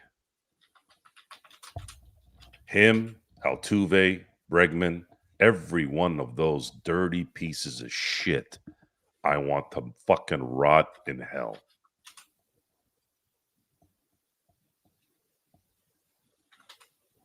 Especially George Springer and Altuve and Bregman, especially those 3 fucks. Gary Hill is part of that too. Boy, we went south on that one, didn't we? Yes, we did indeed. Hernan says, Alfred, I skewed out of the Orlando thing, but hopefully I threw enough information there to say Orlando has an opening here.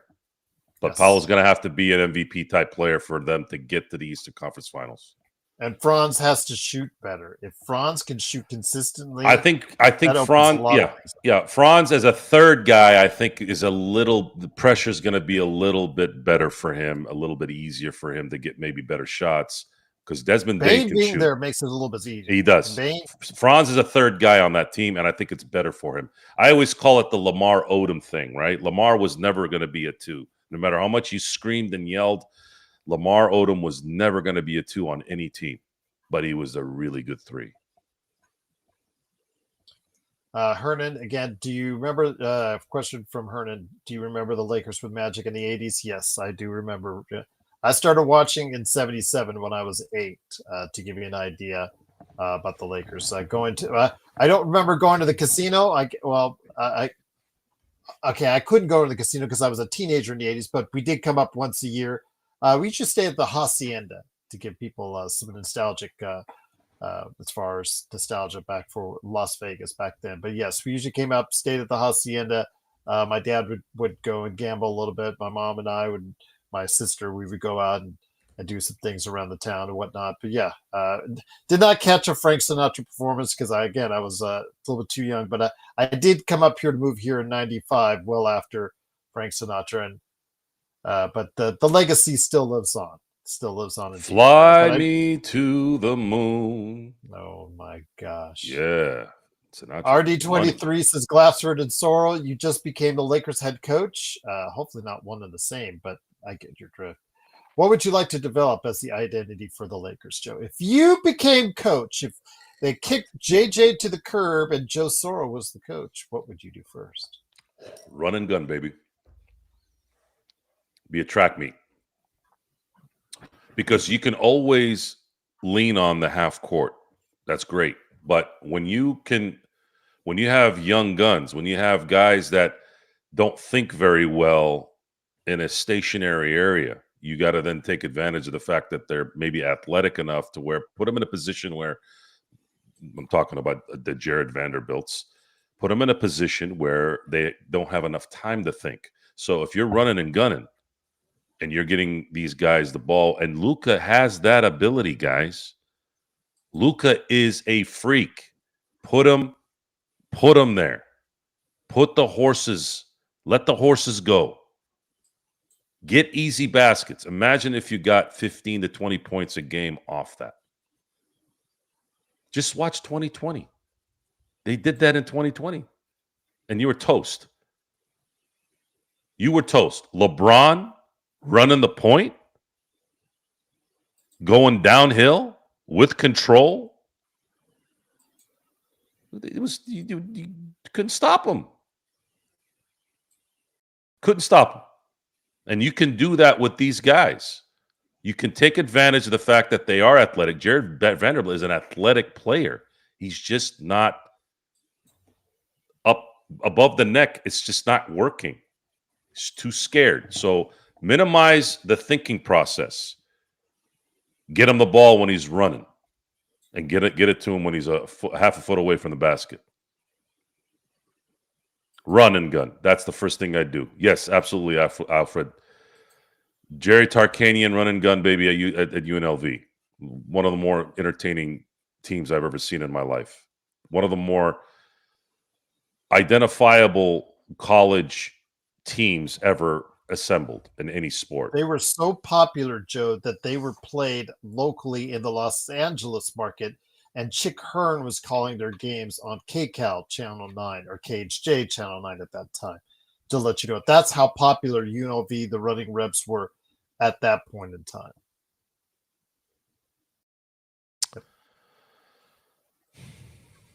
It was a great time. It was a great time to grow up in the 90s, especially as a sports fan. And this is at a time when my team sucked ass too, by the way. But you had the Fab Five, you had the Running Rebels, you had Michael Jordan, you had... I loved Loyola Marymount with Paul Westhead. Loved that team. I got a chance to see Jerry Rice at his peak. I saw Barry Sanders at his peak. The 90s, Sports Center, ESPN. I feel so bad for the current sports fan. Guys, Sports Center and ESPN with Dan Patrick, Keith Olbermann before his brain turned into shit, Stu Scott, Linda Cohn. That whole, imagine having every anchor of a show be a Hall of Famer. Kenny Mayne, all of them. And then on top of that, they had the greatest commercials to boot. Charlie Steiner. 90s and sports, in my view, I had a chance to see Bo Jackson too, the early 90s. Sports in the 90s, I could say, was the greatest era for all sports in every fashion. TV, the actual sport, the athlete, the marketing, the commercials, all of it. 90s, best. Running Rebels, Fab Five, even the Duke teams. It just, you had so much quality in so many areas. The 90s had the greatest female tennis players. Female tennis players in the 90s was a dynasty. No one hardly watched the males play in the 90s. It was all the women, in my view. You still had Martina Navratilova still doing things in the early 90s. You had Monica Seles. You had Steffi Graf. You had even the Conchita Martinez's, where even though she was kind of like, I always called her the Alex English of that era. Like, Alex English was a freak in the 80s, right? But you didn't really hear much about him because of Magic Bird, Dr. J, and all those guys, right? The 90s were... I don't think anything can beat the 90s when you put all of that together in terms of quality. So much quality in the 90s in terms of sports and the way it was played and the way it was marketed and the way it was executed. Once again, it is the Lakers Fast Break. It is Joe Soro along with me, Joe Glassford. Thanks again for watching and listening. Don't forget, on Friday, playback.tv/Lakers Fast Break, and we'll be able to bring you the game if you're one of the 20 VIPs that are there. Plus, we'll have the simulcast as far as our beautiful chat available on YouTube as well. And then, of course, the world famous post game right after. I do want to make mention again that, and Joe wasn't here for it. Joe needs to listen to this.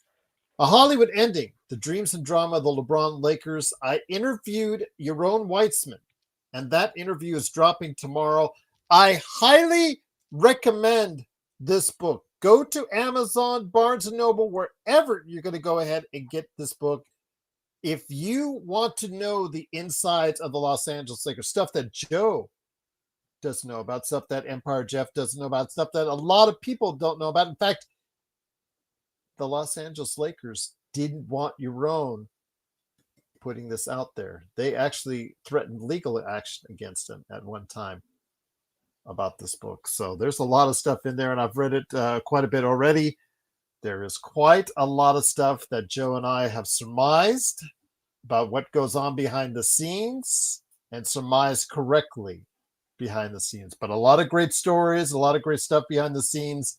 If you are interested, this is for you, Lakers Fast Break fans. Go ahead and pick it up. Again, A Hollywood Ending, the dreams and drama of the LeBron Lakers. I will put the Amazon link in the description below.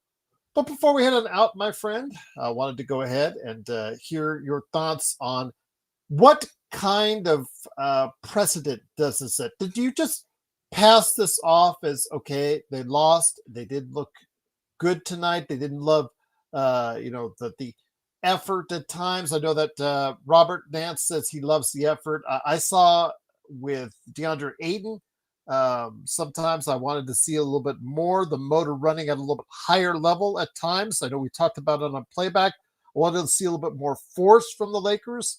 Obviously, a lot of energy was given by, of course, Marcus Smart, but got into foul trouble in that first half and couldn't really just hang on to that type of intensity once he reached that 4 foul limit. Austin getting fouled fouling time and time again. 5 fouls, or halfway through that third quarter. Mistake, I think, by JJ leaving him out there. But again, you can say all you want, but the Lakers just didn't get it done. But does this set a precedent for the season going forward? Well, I did like Marcus Smart's tenacity. I thought that was something the team needed, and it actually did help. The issue is you can't have your 2 best players on the court miss 6 free throws either, especially when they're your ball handling guards. So Luka and Austin Reeves went 7 of 10 from the free throw line. That's 6 points they left on the table. I'm not saying you got to make all 10, but you got to be 9 of 10 in these kind of games. Because if Jimmy Butler's hitting 16 out of 16, you have to hit 9 out of 10. So now you have 4 extra points there. And it might not sound like a lot, but in a momentum and a momentum shifting play, that extra point helps. And also, Luka wasn't too good from behind the arc. If they're both hitting 20% from the 3-point line, that's not going to help. They both needed to hit. Luka needed to hit 2 more, and Reeves needed to hit 1 more. So let's look at the numbers there real quick, Gerald. If Luka hits 2 more 3-pointers, that's 6 points. If Reeves hits 1 more, that's 9 points. If they both go 9 of 10 from the free throw line, you're looking at now how many points? Well, you're looking at 13 right points. What did they lose by? They lost by 10. Sometimes it's not that difficult to know why something didn't work out. And it's not maybe entirely their fault. Maybe they were tired, or maybe they had an off night. But see, that's the whole point of a system. That's the whole point of getting easier baskets. JJ Redick doesn't seem to understand what he has in this roster, because there's too much thinking about appeasing things. It's not about doing what is necessary. If LeBron James was 27, we're not having this discussion. But LeBron is 41. LeBron is done. Why are you kissing this guy's ass? Why are you doing all this? Why did you give him a 1-on-1 2 years ago? That's still a mystery to me. They didn't have to do that. They just got bounced by the Nuggets at that point. If it was after them going to the Western Conference Finals, okay, I would have understood that maybe a little bit. But this management is there to appease, and if they are all about selling jerseys and all this bullshit, this is good timing that they're selling the team, because y'all can eat shit with your jersey sales. I don't give a fuck about your jersey sales as a fan. I'm not paying tickets and I'm not wasting my time because you're selling jerseys. You can eat a dick. You're gonna hear it now. Now you're gonna hear it. If that's really your why you drafted a fucking disaster talent so you can sell jerseys, you're a piece of shit owner. You're Artie Moreno. You're that dick face in Pittsburgh that owns the Pirates. You're that guy. And I'm not ashamed to say that, because that's exactly what you are. This is the LA Lakers. You shouldn't be worried about selling jerseys. You're selling jerseys already. PPP lady.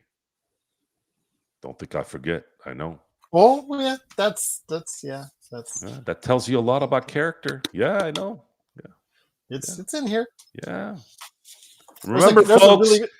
There's a funny. I just want to say, there's a funny Antoine Jameson story I know you would like, Joe. Okay. I'll just say that. Telling you right now, guys, this is very important. I don't preach. I don't tell people what to do. I just set the alarm. I tell you about the alarm. If you're good at spotting BS, if you're not good at spotting BS, learn it. Because, man, when you do, you run into very, very little issues. You cut off problems. When you cut off problems, you don't have problems. I don't know why there's this insatiable appetite for people to deal with bullshit. I don't get it. I've never gotten it, especially as I got older. Mhm. What is it? Why do you have to deal with this? Who says you have to? For who? For what? Little line from Dennis Hopper in Speed, one of my favorite action movies. Although it was made famous more by Ricky Waters when he said it. I remember when he said it, I go, that's Dennis Hopper's line. What the? Hey, did you guys hear that? Of course, I'm the only one that usually knows shit like that, right? All you do is movie quotes. Dennis Hopper in that movie met an untimely end. Dennis Hopper in that film. Dennis Hopper was a legend before then, but that is as good as it gets when you talk about a villain on a film. And the way I felt like my dad when he watched The Natural. My dad, God rest his soul, I watched The Natural with my dad a few times. He goes, I can't tell if he's acting. He was just in awe of Robert Redford in that movie. He goes, I can't tell he's acting. I go, that's the point, Pop. That's the point. And he goes, yeah, but this is different. Like, it's freakish how good Redford was in The Natural, right? Dennis Hopper for me in Speed was that kind of like that feeling. I'm like, Dennis Hopper, I feel like they called him up and they say, hey, man, we're going to be doing this movie about this bus that drives around LA, there's a bomb in it. And we need 60 miles an hour. I think. Right, yeah. and hey, Dennis, we want you to play this guy, which is basically you. Can you play yourself in this film? Oh yeah, sure. We're gonna have who's in it? Keanu Reeves, Sandra Bullock. I don't know who Sandra Bullock is because at that time no one really knew who she was. No, not really. Keanu Reeves, yeah, he was not bad in Point Break. Sure, yeah, let's have some fun with it. I'll have some fun with some California theme type movie in LA. I went to whenever I go to the theater more than once to see a movie, that's when you know it's great. Yeah, I know, man. Yeah, I know, Search. That's the hardest part about greatness is at some point greatness will be gone. You don't get the Dennis Hopper. You're not going to ever get a Dennis Hopper again. You're never going to get a Sinatra. You're never going to get a Dean Martin. You're never going to get a Robin Williams. You're never going to get a John Candy, man. That one is still 31 years later. It's still sad. Speaking of which, you should go ahead and check out that. I did. I watched it already. Yeah. I was waiting for that. From Colin Hanks, Tom's son. Yeah, it was. I'm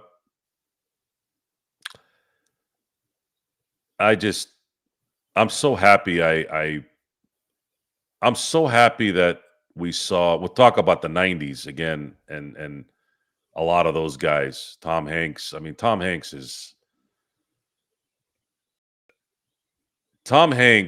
has made me cry laughing so much, and we know that John Candy would have been that guy still. I wish he had John Goodman's genes. John Goodman was a big guy until recently, right? Yeah. And I can only imagine what career, and I can say about Chris Farley too. Although I think John Candy was more talented than Chris Farley, but Chris Farley, there was a book that was waiting to come with him, and what I mean by book, as in the films, he was going to be Shrek. He was supposed to be the cable guy. Now, I love the cable guy with Jim Carrey. Jim Carrey to me is honestly the GOAT. But it would have been an interesting movie with him. It might have been more endearing for a public audience versus somebody who's kind of got dark humor in his head like me and enjoyed the Jim Carrey version of Cable Guy. But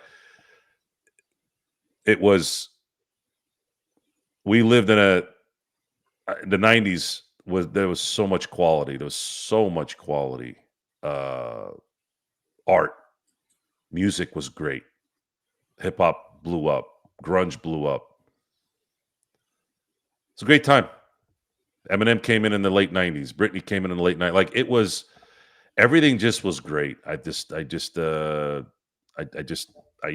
the simplicity of it all. I think that's probably what it was. It was more geared towards simple things, get it done right as much as you can, and it wasn't complicated. You didn't have to worry about some kind of internet lynch mob telling you that this is not going to work. Like, you had your critics, you had the Siskel and Eberts and all that, but that was it. Everything else was, if you don't like this, tough.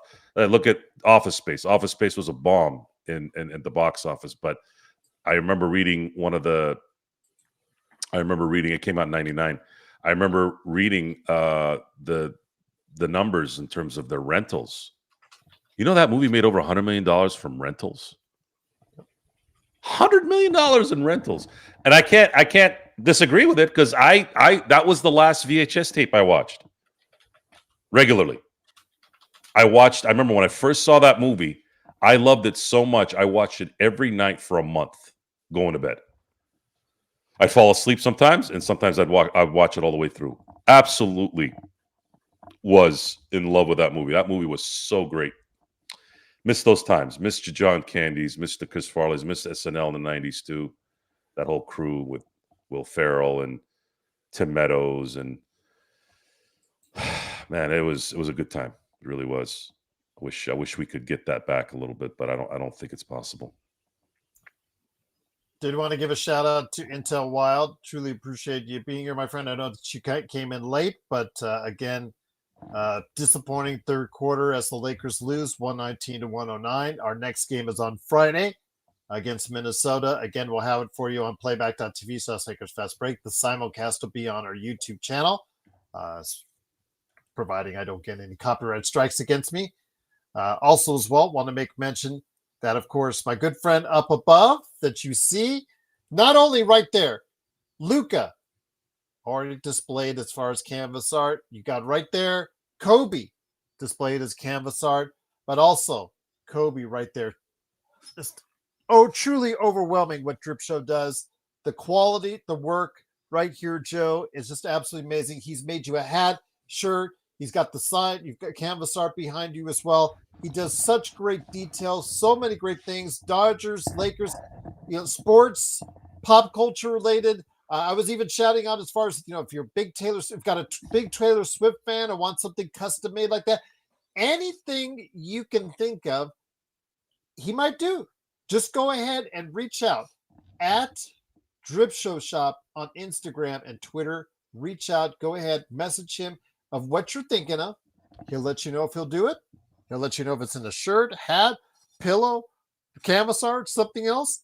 If he can do it, there's no one better as far as canvas art or any type of art for that matter for you than Drip Show at Drip Show Shop on Instagram and Twitter. I'll tell you what, my friend, though, before we head out, I did want to tell you a story. Because you know how often I give the pushback on people in our chat about the A's, you should be grateful having the A's in Las Vegas, et cetera, et cetera. We talk about that, right? How nobody in our city wants the A's in Las Vegas here. Well, I passed by a store here, and I'm just going to go grab some milk, whatnot, leaving the store, and I look at the racks as far as men's clothing. Got full-on Aces 2025 champions, full-on UNLV racks and rack of stuffs. Dodgers, racks and racks of items, racks and racks of shirts, jackets, etc., etc. All full price, Joe, $25, $30 alike. And a big sign, Joe, for the A's t-shirts, clearance at $5. I think that says it all, Joe. There's going to have to be some winning before there's a connection, I think, there. Well, we don't even the Raiders. Yeah, same thing. There has to be A's, some winning in the Raiders. Same thing as well. The A's are the most. The A's are the most transient franchise, I think, in sports history.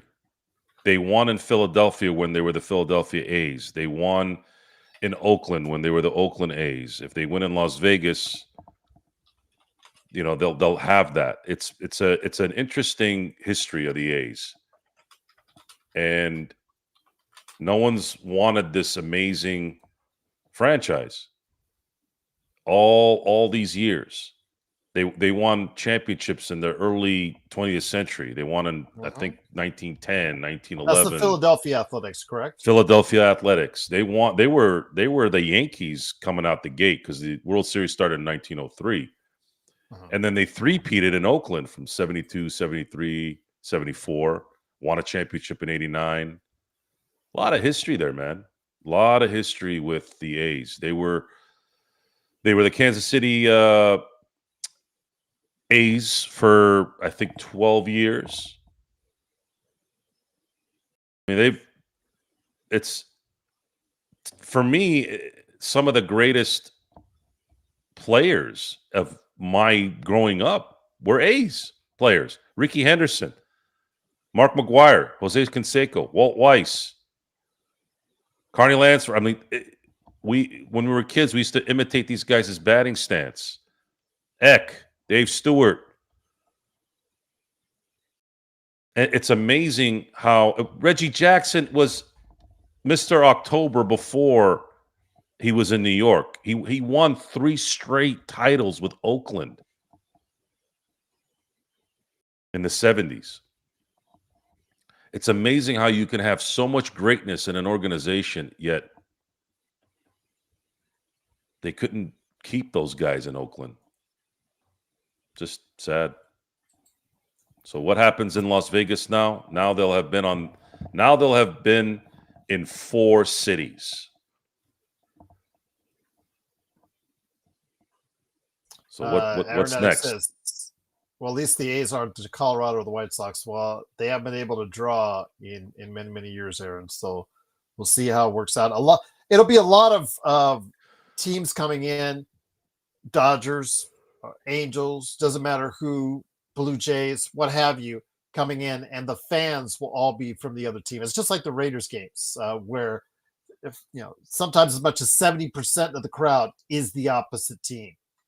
So we'll wait and see how that happens. But before we head out, wanted to go ahead and hit up JY's question.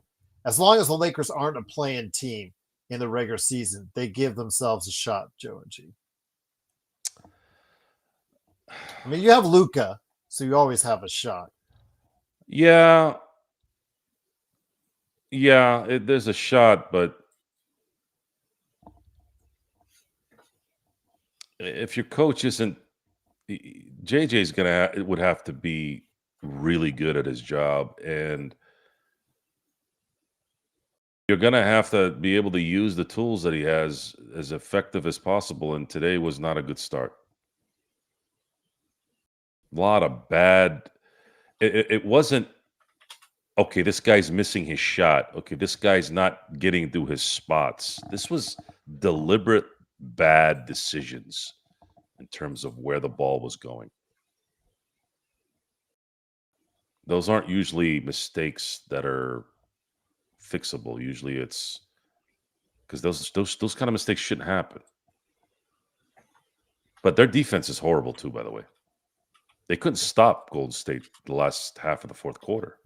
They couldn't make a stop, even when they were stealing the ball a little bit and then coming back from a 15-point deficit, and all of a sudden it's down to 6. They couldn't make the stops when it mattered. And that has been a problem for a very long time. That's another issue with this team. They can't make a stop to save their life. They can't inbound the ball to save their life at the end of games. It's the same broken record. With LeBron, without LeBron, Austin in there, Austin not in there, Luka there, Luka not there. There's an identity problem in LA. It needs to be gutted. You have to remove the cancer. Cancer is the leadership of this team. Owner to GM to the coach. And then, of course, the LeBron stranglehold. The LeBron stranglehold needs to be cut so that you don't have to worry about appeasing him and still not getting anything out of it. That is the worst thing you can do in sports. Continue to appease a player who's not producing. And not only that, but you're paying him appeasing money. You're paying him the appeasing money, but he's not appeasing shit where it matters. Intel says LeBron is the cancer, and then a super chat. Thank you so much for the super And chat he again. is. Intel. He is a cancer. He is a cancer, But he said also as well, though, he said he finished it off with, if LeBron was there, we could have won, but because the Warriors aren't that good. You're right. If LeBron had played today, there would have been a better shot at winning. But I'm not worried about game 1 of the year. I'm worried about playoffs. And LeBron has come up lame every year for the last 4 years. You're not paying him $50 million to come up lame at the end of the year. And yet you have to also be realistic that you're asking a guy in his 40s to be a star. And he's not. He's a star by history. He's a star by, yes, he does still get his numbers, but he's not a star where it matters. And that is guiding your team deep into the playoffs and competing for a championship. It's become the Lakers have become a stepping stool for other teams. They're getting beat by a 6 seed in the first round, 4-1. They're getting beat by another team a year before, 4-1. They're not even competing. They get swept in the Western Conference Finals the year before then. So the last 3 series, they've only won 2 playoff games. I'm not counting the play-in, by the way. I don't give a shit about the play-in. To me, that's not a playoff game, even though technically it is. 2 meaningful wins in the last 3 series in the playoffs. And you're paying somebody $52 million to be the guy. And that's the production that you're getting back. No one in their right mind can argue against that. That's the beautiful thing about not being caught up in feelings and not being caught up in bullshit. Get rid of bullshit out of your life and you won't deal with as much bullshit. Even if the world is collapsing around you, even if the news wants you to watch all the trash that they want you to watch, if you cut out the bullshit, you'll quickly find out that you'll be dealing with less of it. Because you don't have to listen to The View. You don't have to listen to sport news stations.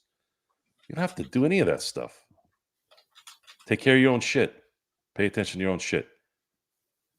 And don't let somebody else convince you to think a certain way when it's not the right way to think. The right way to think is use common sense. What is the common sense way of thinking? We'll stick to the Lakers. I don't want to go too far off this subject. What has he produced?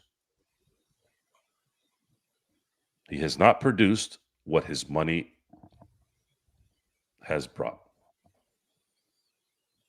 It's not. I didn't do it. I didn't do anything. I'm just telling you. 2 playoff wins in the last 3 series. You tell me, is that worth $52 million a year, Gerald?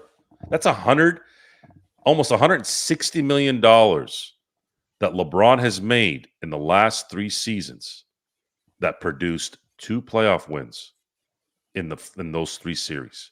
Tell me if that's a fair trade, Gerald. Not to me. Right. Now, if it was 3 deep runs to the Western Conference Finals and then coming up lame, I would have given you a little bit more room there. Even if they had lost, even if they lost in the same way in terms of in 5.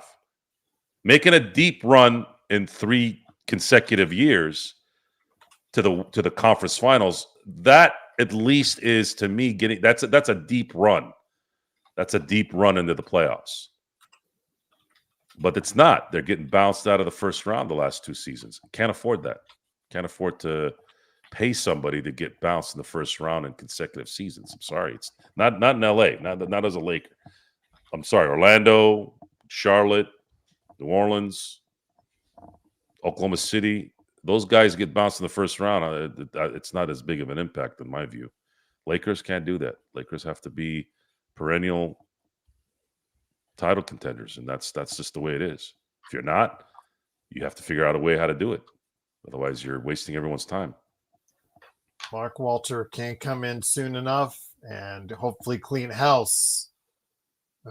house will be in order after that. So funny because we talked about Sam Presti would be the first place we'd go to as far as backing up the Brinks truck if we had our choice. Tonight, just to show you how deep they are, the only guy who didn't play for OKC or who didn't check into the game was the guy they traded 3 number 1 draft picks for, Ousmane Dieng, and he didn't even play. And he's been terrible his entire career. That was a rare miss by Sam Presti, but he sure made up for it in other ways and other players. In fact, the guy that they drafted right after Dieng with their own pick, Williams, I think he turned out to be pretty good, especially in the finals last season. But we've got the Lakers. We do love the Lakers, and we're still continuing to be Lakers fans and Lakers supporters through the thick and thin, through the ups and downs. And we're just glad you're here to tell you like it is. Please support us by liking, subscribing, doing whatever you can. We do want to be able to get in that upper echelon of Lakers shows. In fact, FeedSpot already has us as the number 3 Lakers show on the planet and the number 2 basketball show in California. Don't know how that worked out, but yes, that's what I don't know if Joe read that part of the email, but that was there. So that's crazy. But thank you to FeedSpot for doing that. And no, we didn't bribe them either. So please go ahead and support us and continue to do so. It is greatly appreciated. But Joe, on a not so great night, wanted to go ahead and thank you so much, and thank everybody in the chat for watching, listening. Truly appreciate it. We got to JY's question, I think, right before. I think we touched on that. Yeah, I think we did. Yeah, we got to Intel's super chat. Truly appreciate you doing that. As far as it's concerned, all the super chats, all the mods as well. Search and Destroy, Sports Baby, Xbox, everybody out there, JSJ, doing a great job modding. Joe, well, Intel says it. We didn't look that good tonight. Luke and Austin look great, and I like Smart's toughness, but Aiton, Hashimura, where were you at? Gabe, too. Yeah, they didn't play as well as expected. Aiton, his motor, you could see where he just, at times you could have asked for more effort from him, but again, it's the ups and downs of having DeAndre Ayton on your team. We're just going to have to get used to it, and hopefully it'll work out. They'll learn to utilize his skills a lot better. the coaching will hopefully get better, and hopefully we'll have a team that can compete very well in the Western Conference. But Joe, an interesting night indeed. Not the way we wanted to start off our season, but any last thoughts before we head on out?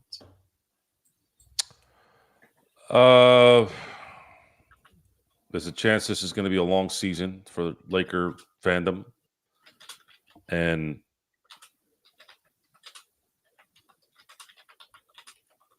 Friday can't come soon enough. There was a positive in Toronto winning. Baseball's a funny sport. Nothing's guaranteed in baseball.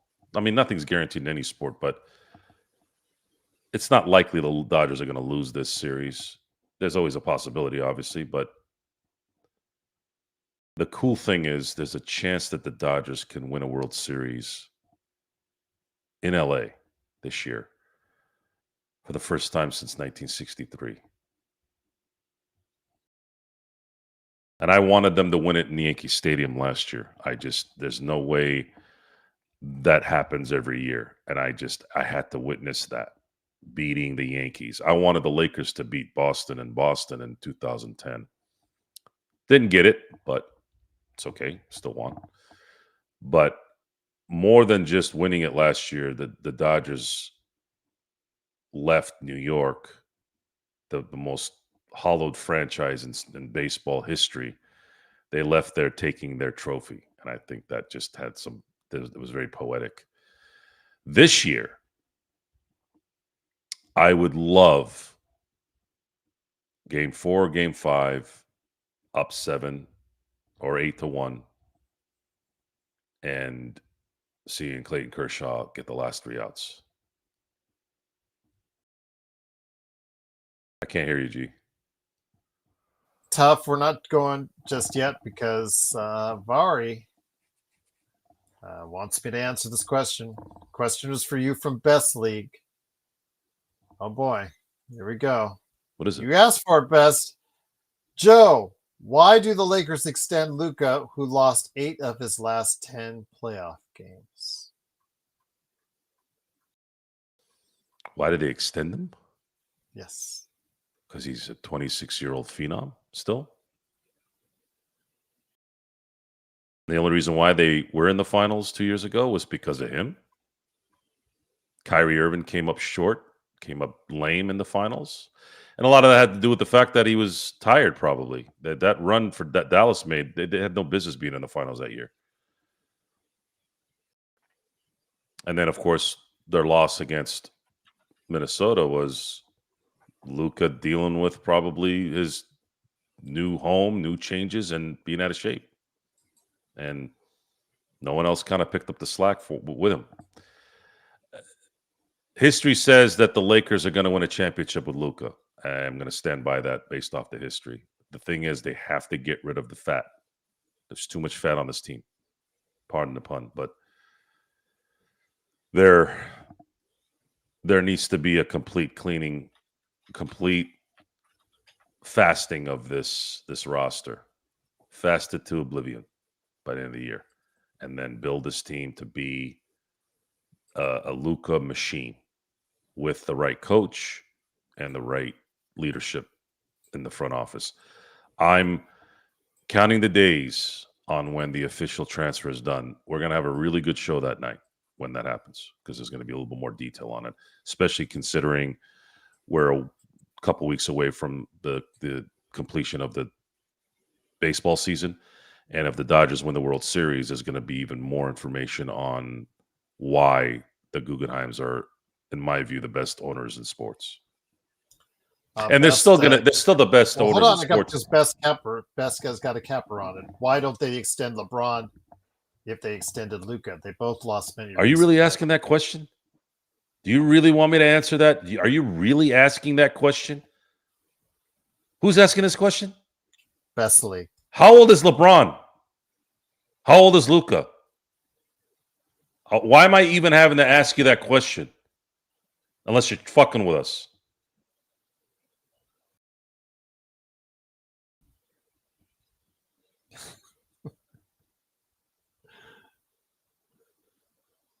What do you want LeBron to do? You want to pay him until he's 78? That was a dumb question. Unless you were fucking with us, then at that point it's still dumb. You don't want to extend a 41-year-old man, 52 point, another 50 to $55 million each and every year. It's just, you're not going to get the money back on your return.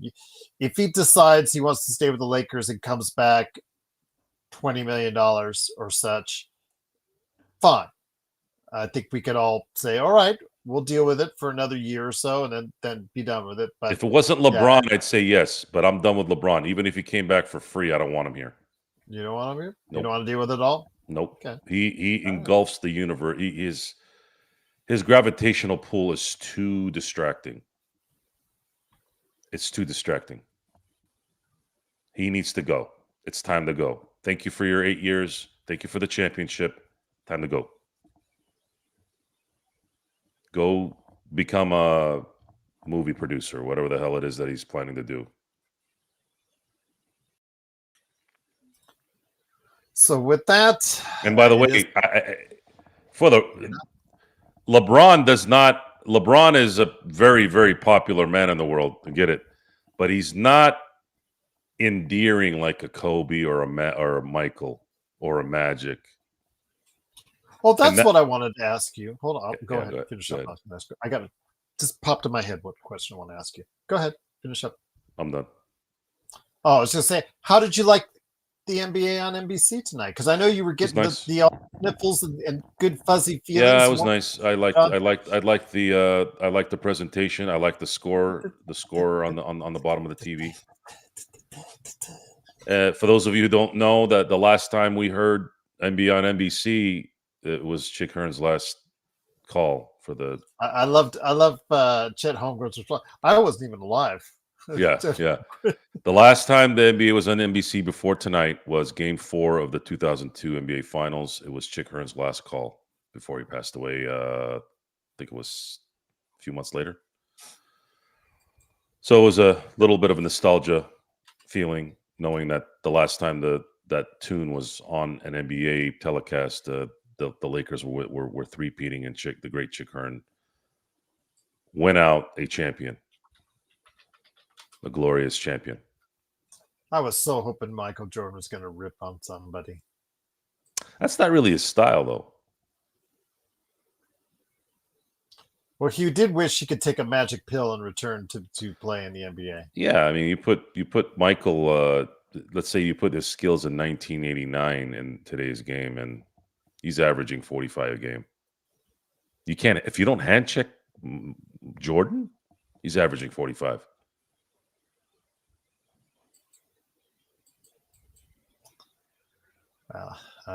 Again, NBA is now on NBC. He averaged 37 one year.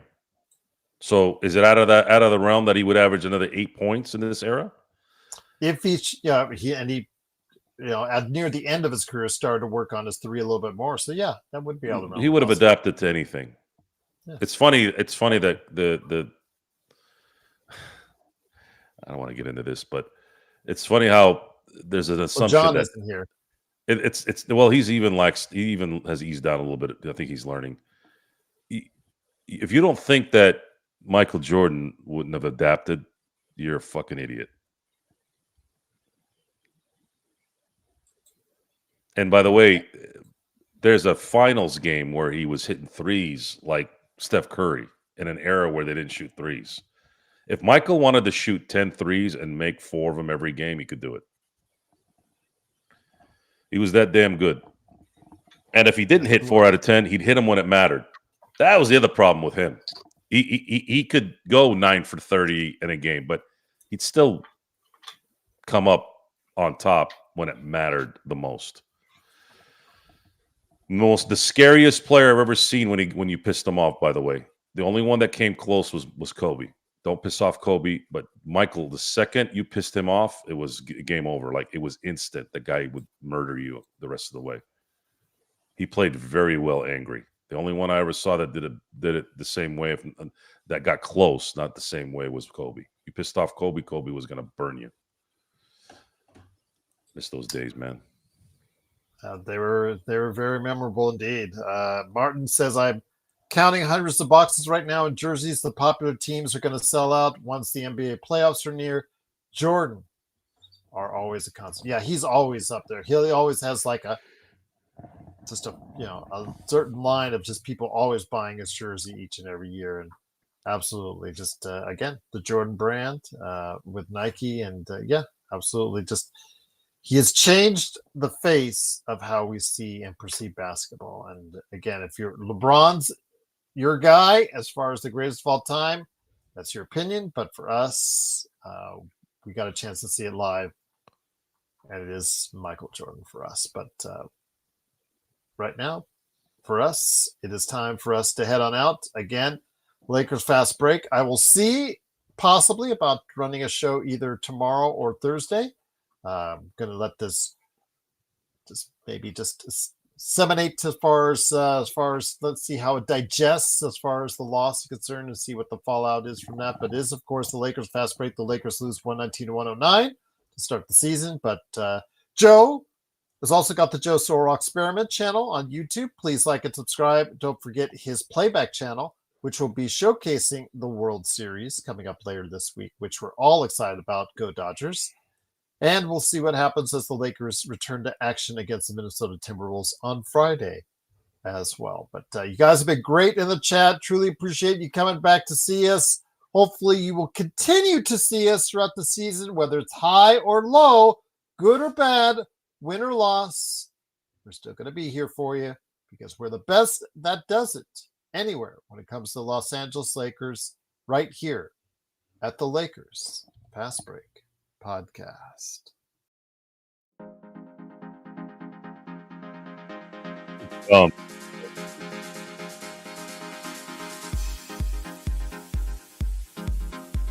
Okay, where is it? The first of the season, Joe. Go ahead.